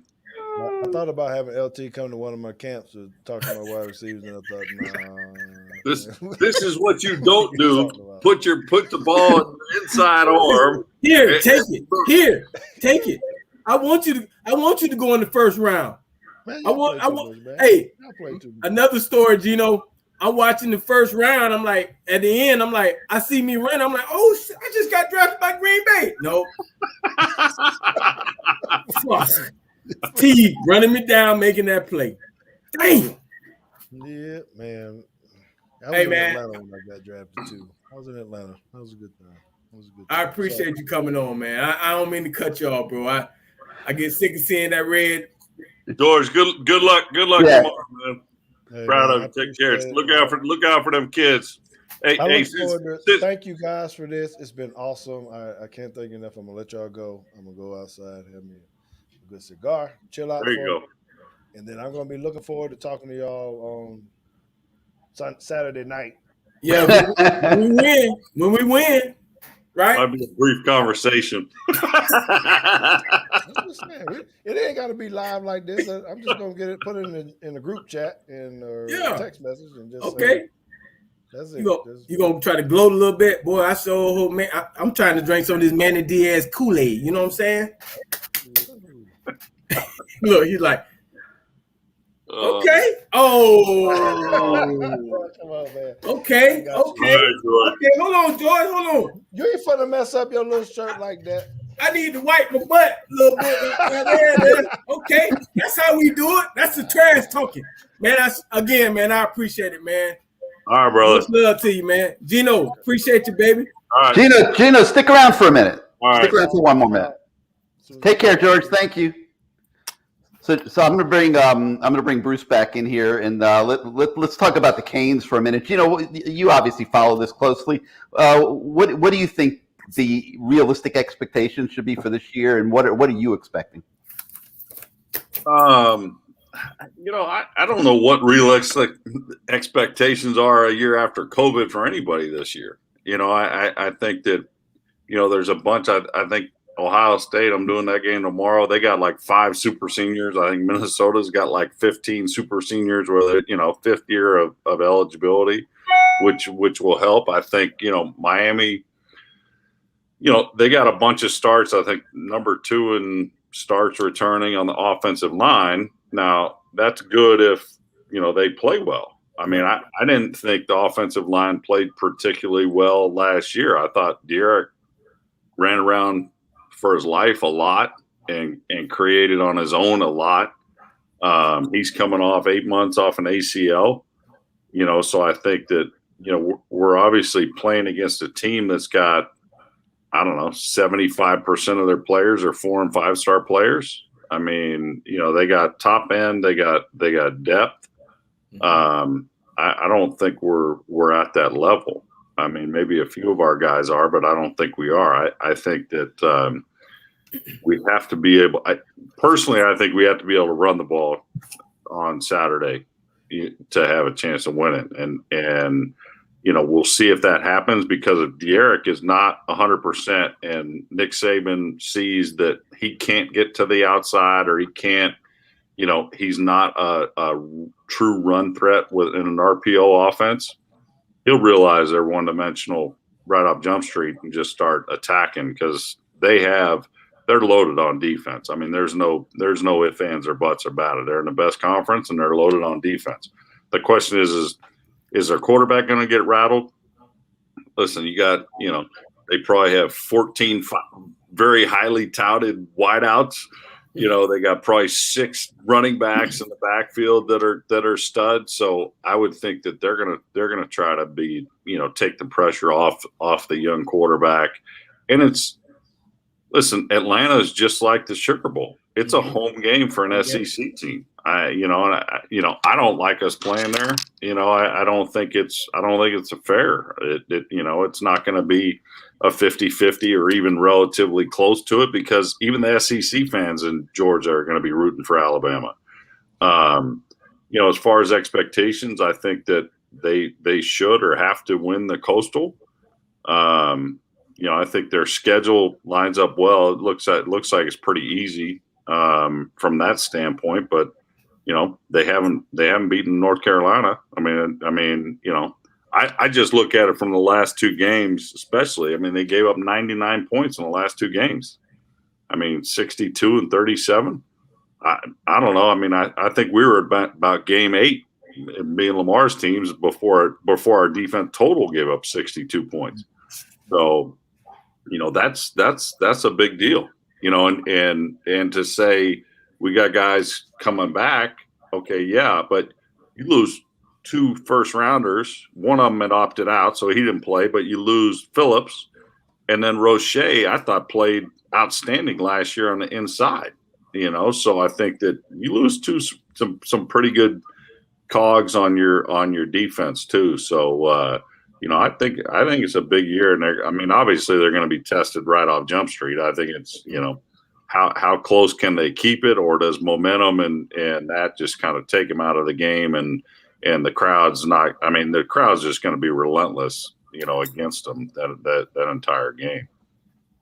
Yeah, Gino, hey, it's Bruce Warner. So let me just ask you now, how would you, if Lashley's he's calling these plays against Bama's front seven, it's pretty darn good. I would think they've got to get the ball out of De'Aric's hands quickly, get it to the wideouts, get it to the backs, get the backs on those linebackers. I think the linebackers are big, but I don't know if they could stay with some of our running backs. That I would imagine it has to be the game plan. I don't think they could just get out there and start running the ball 3 times and then expect to be able to do anything. And the other question would be, physically, we've looked really poor physically against UNC and Clemson in the last 2 years. And this might even be worse because our defensive guys are much smaller than our offensive line. Well, I think there was an interesting stat and doing some notes for the game is, Cameron Harris has 130-yard games to start last year against Clemson, Virginia, and Pitt. Now, we're not talking Alabama in any one of those 3. Clemson, yeah, very good defense. He averaged 1.2 yards a carry in those 3 games. If he averages 1.2 yards a carry, or Chaney averages 1.2 yards a carry, that's devastating. I think what Lashley has to do, you have to be balanced, and somehow you have to keep them defensively off balance. You have to be able to, you have to be able to run the ball. You got to be able to have success. I think it's going to come down. It's going to be critical on first down. Every game's first down, really. If you can average 4 yards on first down, okay, then it opens up your entire playbook. But if they're behind the chains or 2nd and 10, where you're kind of forced into a screen draw or passing situation, that is not going to bode well. And I think that what's going to be critical early is, can we block their front 4? Like, can we just drop back and throw the ball? Now, if Saban realizes that their front 4 kick our O-line's butt and get to De'Aric King, he doesn't need to blitz. He's going to sit in 4 across. He'll sit in 2-man and just let 4 guys. He won't even need to blitz.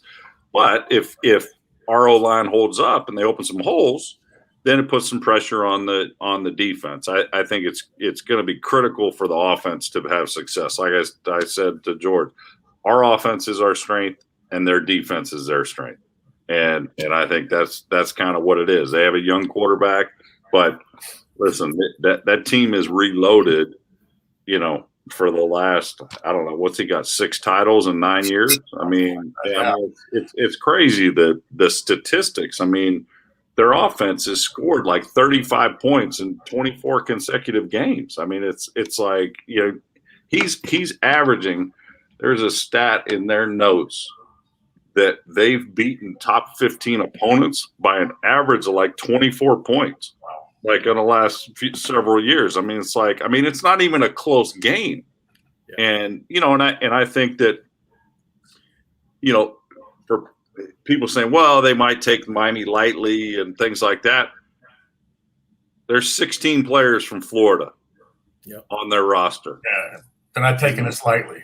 And Nick Saban, he's going to try to make no bones about it that we're going to show the players from Florida that are still in high school come here to win a championship and not go there and try to build the program back up. I think that's what he's going to do. I don't think there's any bones about it. The guy's the most successful coach, and like George said, the psychology of it, the game planning of it. It's like, forget the turnover of the players. His coaching staff, he's had like 10 different coaching staffs in the last 10 years. It's absolutely crazy. And the guy, he's the one key component that's just continual in it. Hasn't missed a beat. Yeah. Nope. Well, I just hope we can block them with our offensive line, because if we can't, It's probably going to cause Mallory to have to stay in and block, and that'll eliminate one of our weapons that I think we could take advantage of, because Mallory could be a big factor in this game. And this, I mean, I don't know if they got another Jalen Waddle, but goddamn, if they got another Jalen Waddle on their team, their special teams, it's like, it's the same thing when Lamar and I were with Jimmy. It was like, man, Jimmy was on our special teams like nobody's business. You're like, man, why is he all over these guys? You get in tight games and you get some special team studs, man, that makes that game so much easier. But I think the season is critical. I think this game is critical because you look at the last two games that we've played, non-conference, neutral site. We got our ass kicked by LSU and we got beat by Florida in a game. What's his name? Felipe Franks served that game up on a silver platter against Miami. We should have beat the Gators. They kicked them out of town. We should have beat North Carolina the week after the Florida game, or the 2 weeks after the Florida game. We were 0-2. We could have won both games. May have changed the course of what was going on. But I think if we play a good game Saturday, Gino and Lamar and Gary, I think that could help us. I don't think we just can't get blown out, because I don't know what happens if we get blown out. But if we play a good game, and this game is a decent game in the fourth quarter, they could use that as a springboard, because this game is somewhat meaningless in the ACC factor, All right. Well, and like you said about size, and I'll go back to when Alabama was playing Notre Dame, and everybody thought Notre Dame was back in the championship game in the Orange Bowl. Oh yeah. And I was down on the field with the Orange Bowl committee. And Notre Dame came out of the locker room for warm-ups. And then you watch Alabama come out of the locker room for warm-ups. It was grown-ass men. Yeah. It looked against playing like they were against high school guys. Yep. And so I think we may see where you're like, okay, this we're size-wise, we're not in their category, not a lot of teams are. I mean, what they lose one game every 2-3 years. I mean, not a lot of people have been in their category. All right, Gino. Well, thanks so much for being on the show tonight, and I hope you'll join us again as the season goes on. You're always welcome, obviously, and good seeing you again. I haven't seen you in a little bit. It's COVID. We haven't seen anybody. Hell, I know. Somebody asked me like, "Whoa, when was that?" I'm like, "Hell, I don't know. We lost a year. It's a couple of years before that. I don't know. Do we count that?" You're doing the game tomorrow, the Ohio State game on against Minnesota. Yeah. On radio. What's it called? Touchdown Radio. Touchdown Radio. I should know, right? You should. You get paychecks. Yeah. All right, G, man. Have a good game tomorrow, man. I see you. I see you in Atlanta. Thanks, Gino. All right, Lamar, take a little moment now and talk to us a little bit about All Canes and your experiences. I know you've spent a lot of time there, and tell us a little bit about your experience at All Canes. Well, let me tell you something. My man Harry, man, what a great person. You go into All Canes down there on the University of Miami campus, he takes care of you. He's a great guy. They have great people in there. You talk about shopping at a store. I've been shopping there since I was a freshman in high school. Brought my parents in there. He knows he even saw my sister come through there. What a great store. It's a Canes fan tradition since 1959. And they got great online selections too. I think I used to be a model for them online. I think I was. I can't remember. Might have been hit too many times in the head. But hey, shop online at allcanes.com. And I used to be a model. I was. You were not a model. Come on, man. Ask Harry. I was a model. Oh, that's my bad side. Oh, there it is. But yeah, I mean, all Canes is a Canes tradition. Heck, they've been in business longer than CaneSport. I can't believe it. Like I think we've been in business forever.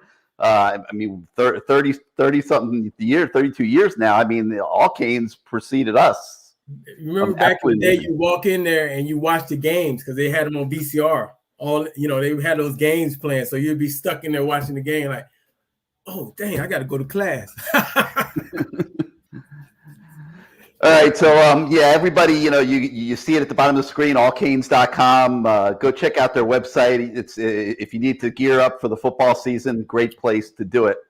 All right, Lamar, we got some more friends in the studio. All right, let's do it. We got my main man, Melvin Bratton. That's Santa Claus. Who I also haven't seen in a minute. That brown Santa. Hey, don't start, bro. Listen, the game is wide open, bro. The guns are cocked. That brown Santa, boy, you looking good, boy. Woo, woo. Gary, what's up, bro? What's up, Mel? I got to get used to seeing you guys with all this gray on your beard, man. I mean, I don't understand something. Mel, you and I went to school together, okay? I don't have any gray on my beard. Why is your beard so gray?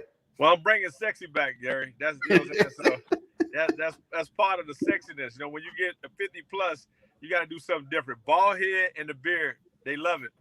What about the poke chops? You ain't bringing the poke chops back? Man, listen, bro, don't bring that little pitty witty plait in the back. Look like a little lizard on your head when you first came in there. So don't start no crap, bro. I'm telling you, Lamar, I am loaded tonight, bro. So not drunk. I don't drink no more. I'm loaded for you. Bomb. Wow, man. Wow. Hey, man, you like a big brother to me, bro. You know I love you. You know what I'm saying? I love you. I got taking the helmet off from you. That's where I got it from. People want to give me credit for it, but I got it from you. I saw you do it. And first time I saw you do it, I said, damn, he ugly. But I said, I was a pretty good looking guy. So I said, let me take it to a whole nother level. So, I give you that one, man. Okay, I give you that one. Boy, it's coming though. Remember, it's coming. Why do we have him on here? Well, let me first bring in your guys' business partner, Crowded Max, who, from what I understand, and well, let's set the stage, okay? I'm gonna let's pull out the press release here for a minute, just to explain to everybody what you guys got going on. You guys have created together an app called Crowded that you're hoping will revolutionize the fan experience. Am I saying that about right, Max? Yeah, that's a pretty good description to start out with. I mean, it was built for sports fans by sports fans. And, the main purpose of it is we want everyone to be able to relive, all those great games and events they've gone to. And, really, it's the first app that, it's not a fraction of the experience. Like, it brings everything together from the tailgate all the way through. So, I mean, you really get to relive those great atmospheres, which, I mean, come on, as a Canes fan, that's what it's all about.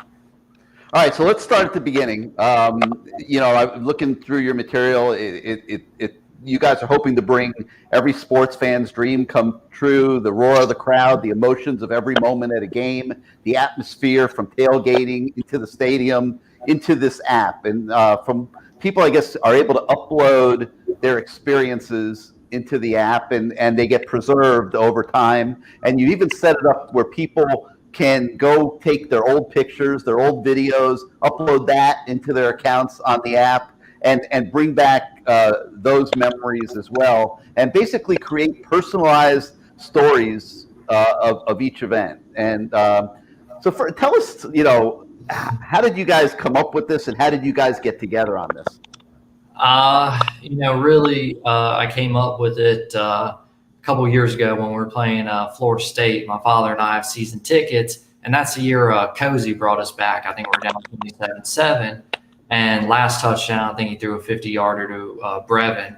And, I'm trying to show my dad, the atmosphere is going great, this and that. I can, and mind you, you look around the stadium, everyone's got their phone out. They're all filming and taking pictures. Why can't I find that on social media? And it's not like everyone's, private about it. It's just what hashtags are we searching? Most people don't even put hashtags. I'm like, enough of this, like getting a fraction of the experience, all the content is out there. Let's just aggregate it, all put it in the same spot. So now you go to, the Miami, Alabama page coming up, and, when we have that game-winning touchdown, everything's in the same spot. All the different fan angles at the, if you're at the game, if you're at the ale house watching, if you're at your house watching, all of it gets put in the same spot because we're saying, all right, it all happened at 6:30 p.m. Boom. So now you get to, just really be amongst your UM family, your UM community, and I got very fortunate to, get connected with Mel and Alonzo and, even Lamar too. But no, I mean, it's been a blessing to be with these guys. And, we're really starting with the UM fan base. And the best part is, Miami's going to be able to really benefit from it. All right. So the app is called Crowd It. And people can go look at it in the Apple App Store. And you can download it, yeah. Yeah, and they can go also download it from Google Play. You have an Android version also, correct? Correct. Whether you got an iPhone or Android, it's available to download right now. And like you said, Gary, we're able to say, hey, Gary, you got 10 pictures and 5 videos from November 7th, 2017. And it says you were at Hard Rock Stadium. Well, we know Miami beat Notre Dame that way, and we're going to be able to upload all your content, whatever you want. So right off the bat, we're all going to be able to experience and relive games from the last 5 years. So it gets us going. Hey, So Gary, let me chime in. So listen, you brought up something. We was in the same era, as far as school, and you should cheat off my paper. So tell everybody I got you through school, okay? All right, so listen, Gary, real talk. Everybody laugh at me, but one of my top 3 concerts ever. She's like number 1 and 2 with Frankie Beverly Mays, and guess who the other one is? Gloria Estefan. Oh, the bad. Yeah, she was great. Listen, right? See, Gary, you can relate. Lamar, they don't understand him and Max, man. They young. So Gary, tell them I went to her show at the stadium downtown, the old one, when they knocked down, where the Heat play at. And bro, when I tell you the Latin community came out, here's an inner city kid sitting amongst in the middle of all the Latin people in Miami. And when I tell you the energy for this woman, I'm in love with Gloria Estefan. I mean, especially as an artist, as a person, I got a chance to meet her years. And the Miami Sound Machine, all those dudes went to UM. So if you have that cut up in your archives somewhere, bro, upload it. Because see, when we go to concerts, stuff like that, we don't get a chance to really relive those moments. But now everybody pull the phone out and shine a light on it and all that singing and crap. We need to get old school people to upload my girl, Gloria Estefan. I might have a tear in my eye right here on the left side, but that's my girl. That's the best show I've ever been to. And Crowded is set up for that because you can go and aggregate that particular concert back then, even down to bar mitzvahs. I was the only black guy back in the days at all the bar mitzvahs. I got invited to one, and here I am singing a song. You had to say something about, I was one of the 12 people to say something about the little kid, right? I don't even know the damn kid. I don't even know his freaking name. The dad met me, signed autographs, and he asked me to come to bar mitzvah. They threw me to the fire. I'm the only black guy in the Jewish community singing a song, lifting this kid up in a chair. What about having that? I need that to be saved in our app. So Crowded is what's going on. So I'm the new black guy in the Jewish community for bar mitzvah. Bar mitzvah Bratton. All right, well, first of all, I only have Melvin Bratton and Lamar Thomas pictures to load in my section of the app. So I don't know about Gloria Estefan and the rhythm is going to get you. But Melvin, in all seriousness, like you bring up a great point, kind of probably not intending to. Can you imagine how much money you could have made going to bar mitzvahs if they had NIL back when you guys played? No, oh my God. Listen, after that one I did, I was the hottest black dude in the Jewish community because I mean everybody, all those kids that was there, they was like, Dad. They say like, what do you want? They turned down damn cars or video games was hot back then. Dude, they say I want the black guy. I want the black guy. I want the football player. They didn't even know my damn name or nothing. I just want the big black guy to come to my bar mitzvah. I got so many invites, bro, like 12 and 15. I had to turn them down. Like, damn, bro, y'all working the crap out of me, bro. All right. Well, back to business for a minute. I got a couple of videos of the app that I'm going to play real quick so people can get an idea, and then we'll let Max tell a little bit more about it. Shut up, Lamar.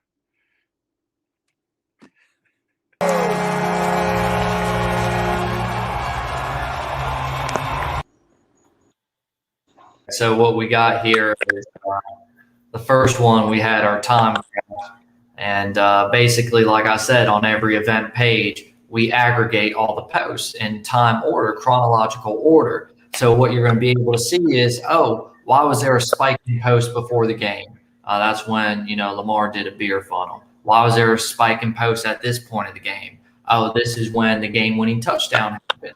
So guess what? When you go back to those old games, you don't have to cycle through everything to be like, oh, I want to find this exact moment.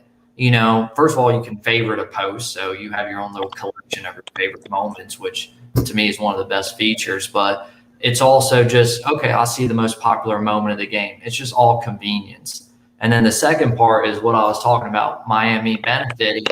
So I had the graphic designer, Canes Productions. He does awesome work, edits for all the high school kids. And we got together and we're like, hey, let's get, about the top 30 recruits from this year's class and next year's class. Mm-hmm. So guess what? We're only on podcasts. We're only on message boards, kind of putting this thing out. Canes fans, go on the app, go to the Miami, Alabama game, which happens to be spotlighted, and go to all the recruits' edits, like all of them. We have a little high five for the like button, and comment on it. Show the kids the love. Because first of all, that's going to help us recruiting-wise. Now Manny Diaz, T-Rob are going to be able to go to these recruits and be like, you see this, the Miami Brotherhood, the Miami alumni, they just came out with the newest social media app. I mean, if that's not a brotherhood, I don't know what is. So, we'll be able to show the love to the high school kids, which is awesome, helping them recruiting-wise. But the timing is so perfect, and Mel said this from the start. He's like, the NIL is so awesome because now we're getting these kids the recognition and building their brand. So we're helping them because guess what? When college comes around, we want them to have as much followers as possible so they can negotiate better deals. So high school kids, benefit, benefits, and guess what? All of us benefit because, we love the app. We think it's awesome. Well, you guys got some big things planned. I know that right now it's sports based, but you're going to be incorporating concerts, festivals. Well, Gloria Stefan doesn't perform anymore, but when Melvin goes to see like Celine Dion or something, he'll be able to, get on the app and send his pictures in and that kind of thing. And then I understand you guys are going to do tailgate groups, soccer groups, all kinds of stuff in the next generation of the app. So it's crowded. We urge everybody to check it out. And Max, anything else I left out? No. I mean, we might as well hire you at this point. You nailed everything. And, right. We all got our different sections. And, like, for instance, Mel is in charge of the bar mitzvah events group. So, if you got a bar mitzvah you need to be planned, Mel's your guy. All right, Max. Well, thank you for coming on and telling us about it. Hopefully everybody will go download it right now. Melvin, you stick around for a minute. We're not done with you. But Max, thanks for coming by. And everybody download that crowded app. Oh, and yes. And one more thing I got to add, everybody, come check us out. Every home game in the West Orange lot, we'll be having tailgates there. We're sponsored by 50 States Vodka, which is behind here.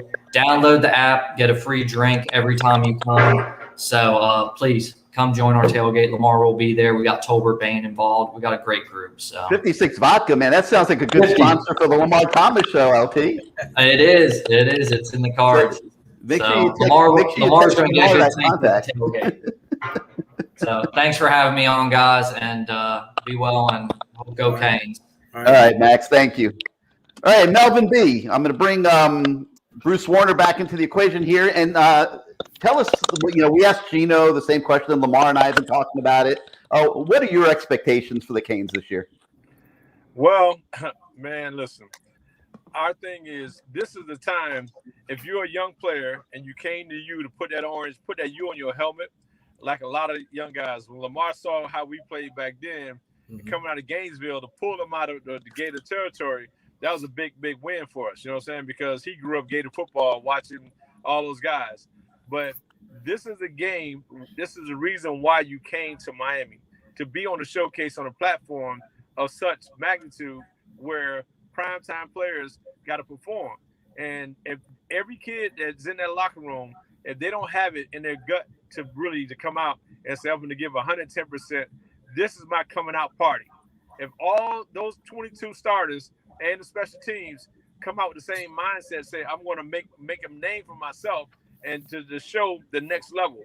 Yeah, we come in at A for education, right? We're scholar athletes, but once we graduate, we're trying to go to the next level. That's the dream as far as going to the next level.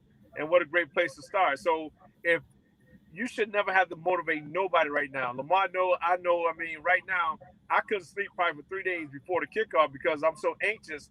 I know I'm going to make a play. I know I'm going to do something big, and I want to be that guy to change the attitude of the whole entire game to make it happen. So it's self-motivated. So if these guys are not ready, I wouldn't give a damn how many stars Alabama have. They can have five stars all across all 22 guys.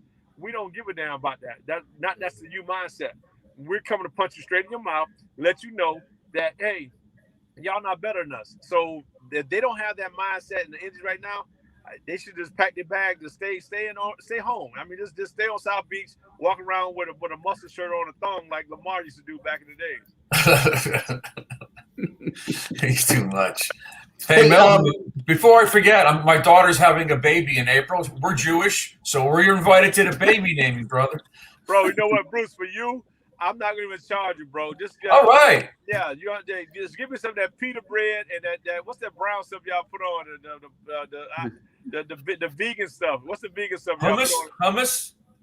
There it is. Yeah, I need some hummus and the pita bread, and I'm sold, dog. And tonic. I don't stop drinking now, so tonic, pita, and hummus. I'm good to go. I'm there. You got it. Well, you just friend requested me a few weeks ago on Facebook, and so I it was a toss-up, but I accepted. Well, I'm glad you did, man. Thanks for being a friend, man. I got a friend like Lamar. You're welcome, my brother.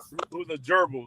Hey, man, the fact that you came on here with the Santa Claus beard and the shirt all open, like you've been working out, and your glasses, your educated glasses on, and talking about hummus and bar mitzvahs, and you just show how well-rounded you really are. Hey, so listen, Gary, I know y'all want to get this segment. I saw it on T. We got like 3 minutes. I guess y'all in at 10. And tell Gino to stay his ass off. He took too much time, bro. I mean, tell me, I don't wait. I'm not a bench warmer. Tell Gino he needs to get his ass off the bench. Hey, off the sideline. He won the Heisman. He can have as much time as he wants. Yeah, you know what? You're right. He did something that only Benny did. So, yeah. But no, man, honestly, let's go to Alabama and Lamar Thomas. Yay. I saw you had Teague on, bro. You know what I'm saying? But I'm going to tell you about Lamar. I love him. I'm a sports agent. I represent NFL players, also certified NBA agent as well. And when I got into business, I love that dude real talk. He's the first guy that trusted me. I didn't know what the hell I was doing, and I was new into the business. And this dude he believed in me. I mean, Lamar believed in me, 3rd round pick, which he should have been a 1 till he fumbled that damn ball, let T go get it. But we'll talk about that in a minute. This dude really trusted me, and I navigated, and I'm still part of his life. It's about lifetime of friendship, you know what I'm saying? So he called me for decisions in his coaching tree, making moves, the whole deal. So that's the brotherhood that we have as Canes that nobody can deny as far as that. These guys got to be to do that. But now let's go to the strip play, Lamar. Gary, after that play, all right, he did not want to come back to the city of Miami. All right. He called me after the game, leaving New Orleans. He said, bro, where are you? I said, I don't know. I'm pissed off. I'm back in Atlanta. I'm coming there. I think that dude rode a bicycle from New Orleans to Atlanta. He didn't want to be on a plane. He didn't want to be bothered on none of that. Lamar came and stayed with me a whole entire month after that game. Am I right, Lamar? Yes, I did, my friend. Yes, I did. He told me I can't go back down there. They're looking for me. The whole city. We still are. Go ahead. We still are looking for him, but now we know where he lives. Hey, I had to go stay with Mel. And actually I did go back, but the first day of class, I walked into class and the teacher was calling the roll and got to my name, Lamar Thomas. She looked up and she said, "What happened?" I said, "Well, I'm out." No, dog. That's one play that we can't. I mean, let's go back to the 100 more plays that you've done. Yes. Yeah, like that. So I mean, everybody have saying that one day. But I'm teasing you. But all over and all, your heart to be 115 pounds soaking wet. The way you played the game. What is this, a roast? This is a roast. What is this, a Lamar Thomas roast? Yeah, you were 115, dog. You was narrow. You were so skinny, you could hula hoop in a Cheerio. What is this, a roast? Come on, man. Gary, he can't come back on the show. Yes, he can. Anytime he wants. Hey, Melvin. And Alonzo, too. No, but I got a question. I got a serious question for a minute. One thing I hear a lot is that the former players are too hard on the current program. And you talked about the brotherhood, and I've grown up with you guys. I understand it. I've seen it. I've lived it. 30, 40 years now. So I get it. But what's your perspective on that? Just the feedback and the opinions of the former players. Gary, listen, man. I'm not going to back down and pacify and then be soft. I may not sign a kid out of the University of Miami because, I'm just straightforward and verbal. But, Gary, do you want to go back to the 80s, early 80s, before that class of 83 that signed, and they were giving away tickets at Burger King? You buy a Whopper and you get 2 tickets free to come watch the University of Miami. No joke. So when I was looking at the Miami, going there, we didn't know nobody's name. Alonzo and I didn't know anybody. I didn't know who Speedy Neal was. Keith Griffin, Albert Bentley, we knew Jim Kelly, but that's about the only person that we identified. So if the mindset is so hard to the point where they're frustrated with us as far as wanting for what we built, a dynasty, we're a microwave dynasty. We don't have the tradition of the Alabamas. We don't have the tradition of Oklahomas. We don't have the tradition of Nebraska, USC. We're a microwave dynasty. So what I'm saying is we're not going to sit back and be pacified and say, oh, it's okay to get our ass kicked. No, dude, no. I hate losing anything I do. We can play hopscotch. Damn it, I'm trying to beat your head in to let you know. And that's our mindset, Gary. So we're not going to change that thought. So if the guys who feel they want to get pacified, I had a recruit named Derek Brown from Merida that played tight end. Derek Brown came and I was his host. I told Coach Axe, God bless his dead, I said, Coach, after one night with that dude, Derek's a good dude. I said, I'm not going out with him no more tomorrow. Get somebody else. You know why? He said, what's wrong? I said, he don't fit us. He belongs in a Notre Dame helmet. He's a Notre Dame guy. So you have to your psyche has to fit us. So if those guys feel like we're too hard, don't come there. You know what I'm saying? Don't come there. You know what I'm saying? Go somewhere where they're going to pacify you and pat you on the back and tell you how great you are. But when you don't go to the next level, and then you have little adversity, you're gonna fold, bro. And that's why we're successful right now in business, because we got the same mindset carrying on 30, 40 years later.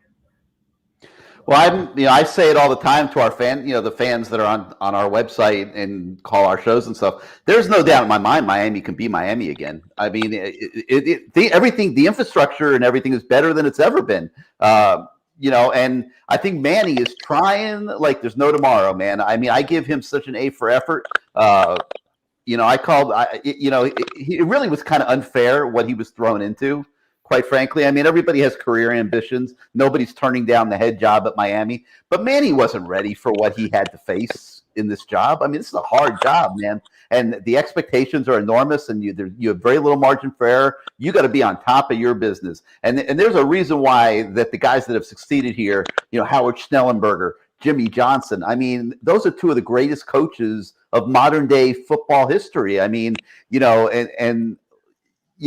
Butch Davis got it right before he left, but he had come up under Jimmy, like they were Batman and Robin, and he understood what it took. Manny was thrown into this job without any of that kind of pedigree, had never been around that level of success.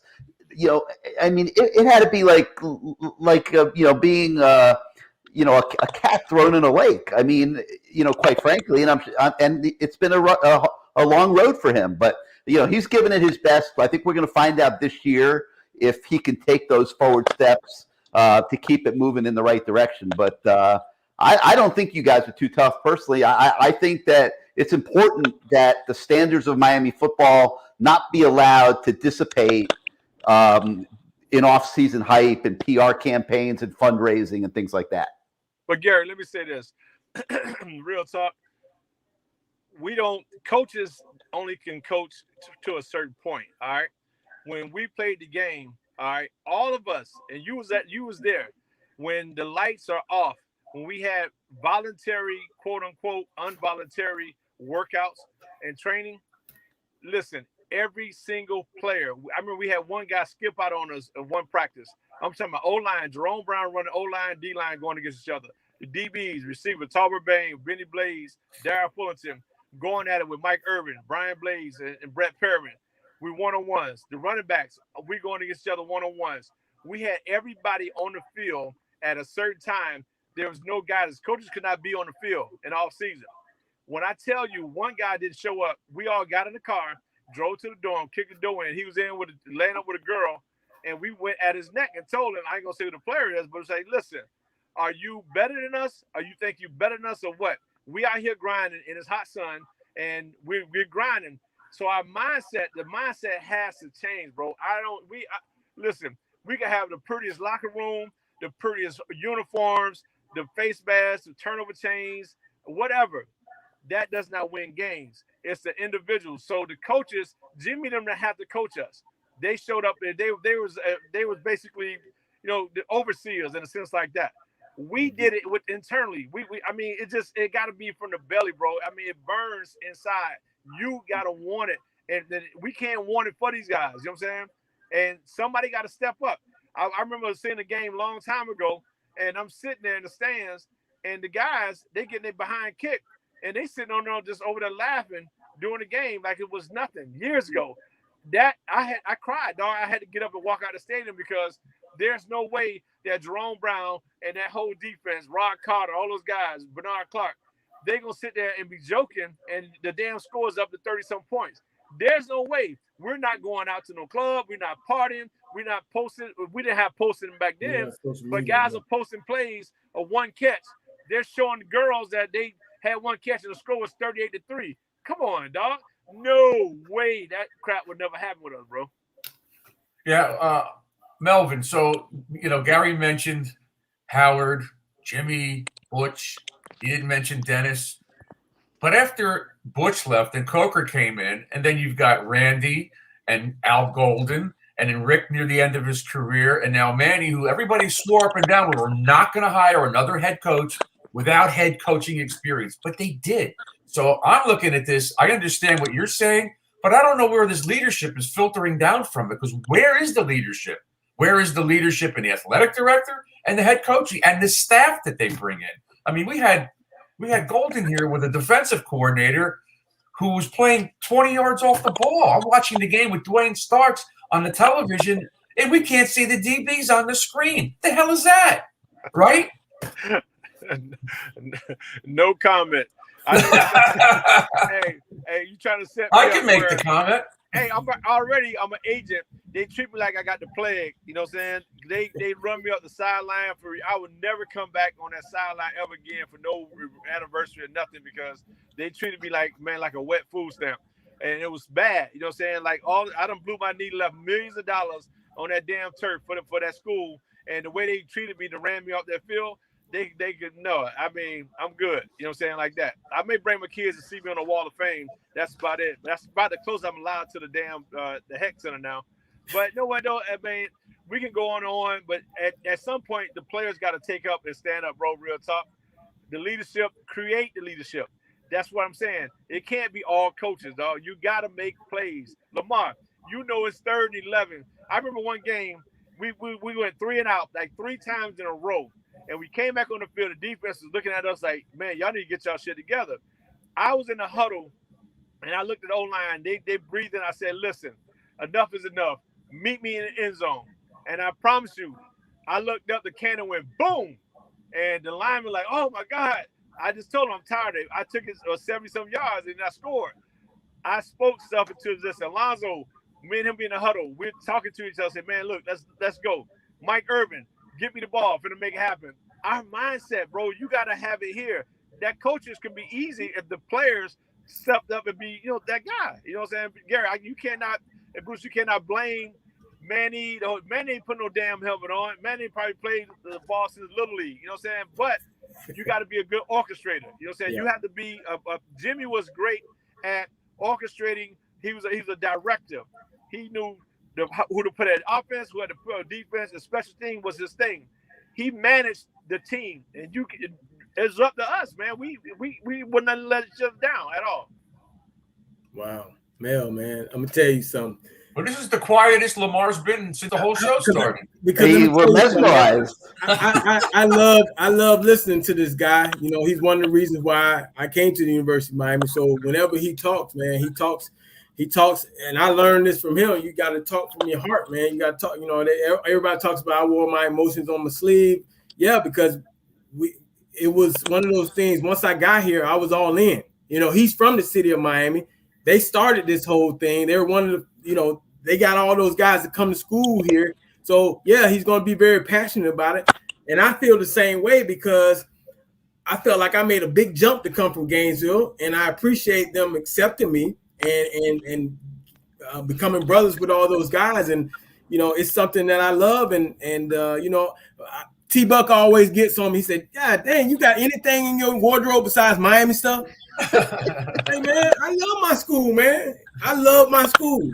I love it to death. So, you know, whether we winning or losing, I'm still going to be a fan because that's the school I went to. Whether we winning or losing, I'm still going to be a University of Miami former player. So, you know, hopefully Manny, that staff, and those kids, most importantly, can get this thing back to where it needs to be. But no, Lamar, we couldn't go back to the hood. That's why one of the reasons why we couldn't lose. Do you know the ridicule going to Strawberries, Luke, and we played for the girls, bro. Be honest, we played for the chicks. So a chick was like, "Y'all sorry, you lose a game like Boston College and Maryland back to back, and we went 8-5 a year. You will get no action whatsoever, bro." So my thing is, I know you married Lamar, so I won't get you in trouble. So you just shut up on this verse. And I'm saying this about Mr. Thomas. You are dead in the city of Miami. You cannot go out because everybody's giving you so much crap like y'all suck, y'all stink, and you don't want to hear that. So we had to go, and plus we had to run double gassers on each side. 12-minute run. 12-minute run. That was the work that, man, you throwing up and everything else. So mentally, we just had like things that we really we took pride in, bro. Yeah. That was good. Strawberries, man, that brings back some major memories. Yeah, man. Gary. He said strawberries. I just shut up. Dude, I went to Strawberries after the I guess it was the '87 national championship game with Michael Irvin. Okay, it was my job to watch Michael Irvin celebrate the national championship, and we went to Strawberries. I have never seen anything like it in my life, and I'll leave it at that. Hey, listen, Gary, that's a club where the Dolphins, we used to pull up, and that's a story in the 3rd and 30 he's talking about. They were Ron Davenport and Lorenzo Hampton and James Pruitt. I love JP. They were standing in line. We pull up, we throw our keys to the valet. Bro, here you go. Mike Irvin, Highsmith, all of us, Bain, Winston Moss, Jerome. We throw our keys. They're standing in a long line. Bro, we're like, bro, hey, man, what y'all doing? We waiting to get in. Man, come on, dog. Y'all don't do that. Y'all the Dolphins. But nobody knew where they were. We used to get them into the club, and we'll send them a bottle, buy them drinks. And we're in college, bro. I mean, with no money. We got meal money at $25 for the weekend. Go figure. Hey, by the way, that's the club I was talking about with the jersey thing. that's Strawberries, man. Oh, Strawberries. That's Strawberries. That was a bad place. Woo! No, it was a good place. Melvin, will you come back? We're here every Wednesday night, man. I hope you'll come back sometime. No, if y'all still got Lamar as y'all host, I got to think about it. I got to redo my contract. I need more money. Well, if he comes back, he just can't be in a dark alley in Newark, New Jersey. I mean, come on, Melvin, show your face. Hey, I'm driving. I'm sitting there trying to hold the steering wheel with my legs. So I had to be on this show for y'all, bro. I appreciate it, man. I appreciate it, Mel B. Love, man. Good luck, man. Congratulations. Hey, I see you at the party. Friday night, baby. Let's go. Let's go get it. Crowded. Hey, y'all download Crowded, man. We need to break a record this week. We got open today. We live. We need the help. So all our Cane fans, y'all share this message, support this group. And Mar, I'm glad you on this, man. Tell it, keep it real. Don't change, bro. If All right, change, I got you. we're coming to see you. Gary, don't y'all be wimps either. All right, man. Great talking to you, Mel. See you later, Bruce. Brown Hey, Santa Bruce. Claus. Thanks, Bye, Bruce. Appreciate it. All Bye, right, Brown Bruce. Santa Claus. All right, See you, shut brother. up. All right. Talk to you soon. That was awesome. He's the best. You want to hear something hysterical, Lamar? So that they're having a barbecue the first day of recruiting in June, and there was a guy sitting there cooking all the ribs and stuff. His name, I think, was Joe, from what I remember. And we were talking whatever, and I walk up to him, and he's on the phone. He says, "Guess who I'm on the phone with?" He's talking to Melvin. He's sitting there freaking barbecuing at the recruit barbecue, and he's on the phone with Melvin. Melvin knows everybody knows Melvin, and Melvin knows everybody. Yes, that's my guy. Man. All right, LT, listen, I think we've done enough damage for one night tonight. Woo! That segment with Teague and that was epic, man. That was absolutely epic. And but before we go, we want to play a little word association, and I'm going to throw out a couple words, and let's see what you got. All right? All right, let's see what you got. I'm going to start with Mike Harley. Ooh, bubble screens.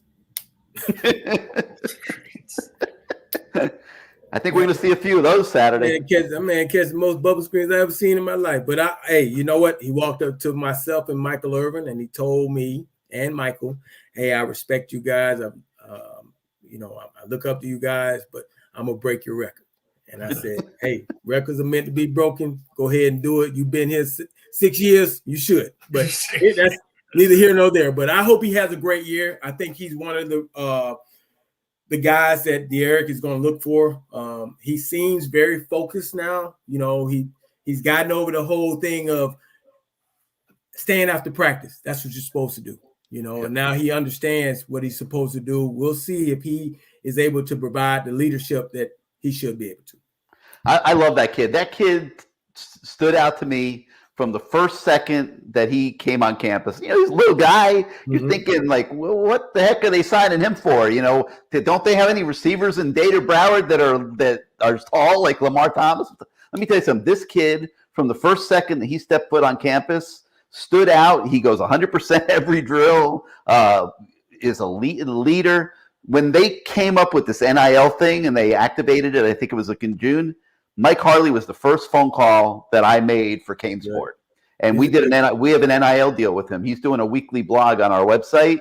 And, I look for the kids that deserve the support, that are putting the effort in. And he was the first call that we made. And it's been a great experience so far. His blogs are great. All right, next, Nick Saban. Ooh. One of the best ever. One of the best ever. One of the best ever coaches of all time in college football. Reason why I say the program that he has he's built, so to watch that program from afar and what he's doing with that program and those guys that come out of there, it's been amazing to watch. Watch them to reload and being on the other side, being a coach against his team. They're very well coached. He has that staff together. It doesn't matter who. They're interchangeable. Hell, one guy's here, one guy's there. He's out. They got 90,000 assistant to the assistant coaches too. They got assistants for the assistant coaches. So it's a program that is unstoppable. The kids are going to keep coming because they want to be a part of that winning tradition and everything that they have, just like we had, except that they got it rolling, and it's been rolling for a long, long time. All right, Manny Diaz.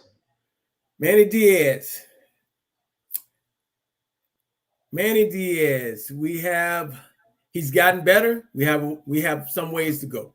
I think it goes along with what you said earlier. The fact that he wasn't a head coach, never been a head coach, and he gets the head job, he's had to learn everything on the run. So, when you take over a program like this, there are high expectations, especially from alumni, former players, boosters, fans. There's a lot of expectations, just like when Randy Shannon took over. Only thing was he went to school there, played ball there, but it was his first head coaching job. So you're going to make mistakes. So you know what? So far, I give him a thumbs up, but this year is going to be important for him. It's going to be really, really, really, really important for the program, but mostly for him. And we'll see where all the chips fall. All right, and lastly, the linebackers in this game on Saturday. Ooh, both sets. Let's start with ours. Depth last year was they started bringing walk-ons in that thing. You didn't know who was playing at linebacker, and the other team said, "Hey, we're just gonna run it down your throat." And depth is going to be a deal. Hopefully, with everything this year, we have a lot more depth. I think guys are, will be better this year. I think they have a better understanding now that Manny's calling the plays as the head coach. I think guys listen a lot more to the head coach. If the head coach is on that side of the ball, they're going to listen a lot more. He is basically the defensive coordinator. So I think they'll do well. They got a new linebacker coach who brings a lot of excitement, intensity to the to coaching. So I think they'll do well this year. But we'll see. We'll see, because Alabama probably will try to run it down our throats. And we saw what happened last year when someone tried to run it down our throats like North Carolina. It worked for them. So hopefully this year they'll be better. Alabama's linebackers. Now, they can't cover. Hopefully we throw the ball. Get our backs out in the flat, get them doing option routes, something to get these big guys who can't really move well. They're run stoppers, to see if we can get them in the position where it's one-on-one, and with our backs, whether it's Cam or Knighton or whoever it is, they do their job. We get some yards. So it's going to be. I think it's going to come down to whose linebackers plays the best. That's what I think. All right, and Bruce, you've heard our opinions tonight. I'm on record as saying I think that that the bar for this team is 9 wins. I think this team needs to make it to Charlotte. I agree with Gino Toretta on that. Anything less than getting to Charlotte, to me, you can't call the season a success. You're the voice of the fan. What should the fan expectation be going into this season? Exactly what you said. But if we're 9-3, Gary, that means we probably lost to North Carolina as well, and we're not winning the Coastal if we lose that game. We can't lose that game. We have 16 days to get ready for that game. So, the first 4 games, there's no ACC games. Then Virginia at home, then 2 weeks off to get ready for North Carolina. If we win that game, I don't care what happens this Saturday. We can get blown out. If we win that game, we have our own destiny in our own hands, and it leads straight to the ACC title game. Not even worried about Clemson. If they can win 10 games, go 10-2 and get into the Orange Bowl, because they would if they lose to Clemson, that's a damn good year. But we have to finish what we start. We can't lose another bowl game. It's 1 win or 2 wins in 15 years. That can't happen.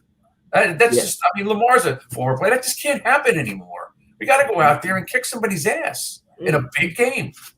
I just wonder if there's enough talent on the defensive side of the ball to get to 10. Getting to 10 in college football is not something that many teams accomplish each season. Lamar, it's your show. It's opening night. Take us home. Your final thoughts. All right. Well, hey, look, season starts after this game, after this Alabama game. But I want to see us go out and play well and give ourselves a chance to maybe win the game in the fourth quarter. If we do that, I'm happy. If we lose, it's all good. But I really believe the season starts after this game, especially if we lose, But if we win, I'm telling you, I'm coming with a Manny Diaz shirt on. I'm drinking all that Manny Diaz Kool-Aid. I got it. Because, hey, if he pulled this one off, he's on to something. But we can't have the letdown. It is what it is. Beat Alabama and lose to Appalachian State. Yeah, we can't have the letdown, man. If we beat Alabama, I think Melvin will get Gloria Stefan to come out of retirement, and they'll be singing "The Rhythm Is Going to Get You" in front of the Heck Center. It's going to be a lot of things. We beat Alabama, a lot of things are going to happen. I know one thing. I know I'm calling Teague up. Yeah, he'll be back here next Wednesday. But yeah, they'll be doing conga lines up and down Santa Mero Drive and Ponce. It'll be great. All right, guys. I gotta listen. I think the best part of the show, Gary, was when Lamar was muted and we couldn't hear him. That was really good. Good. Hey, I did a good job tonight. I didn't talk as much. Next week it's on, because then I have something to talk about. This Well, is who do you got coming next week? well.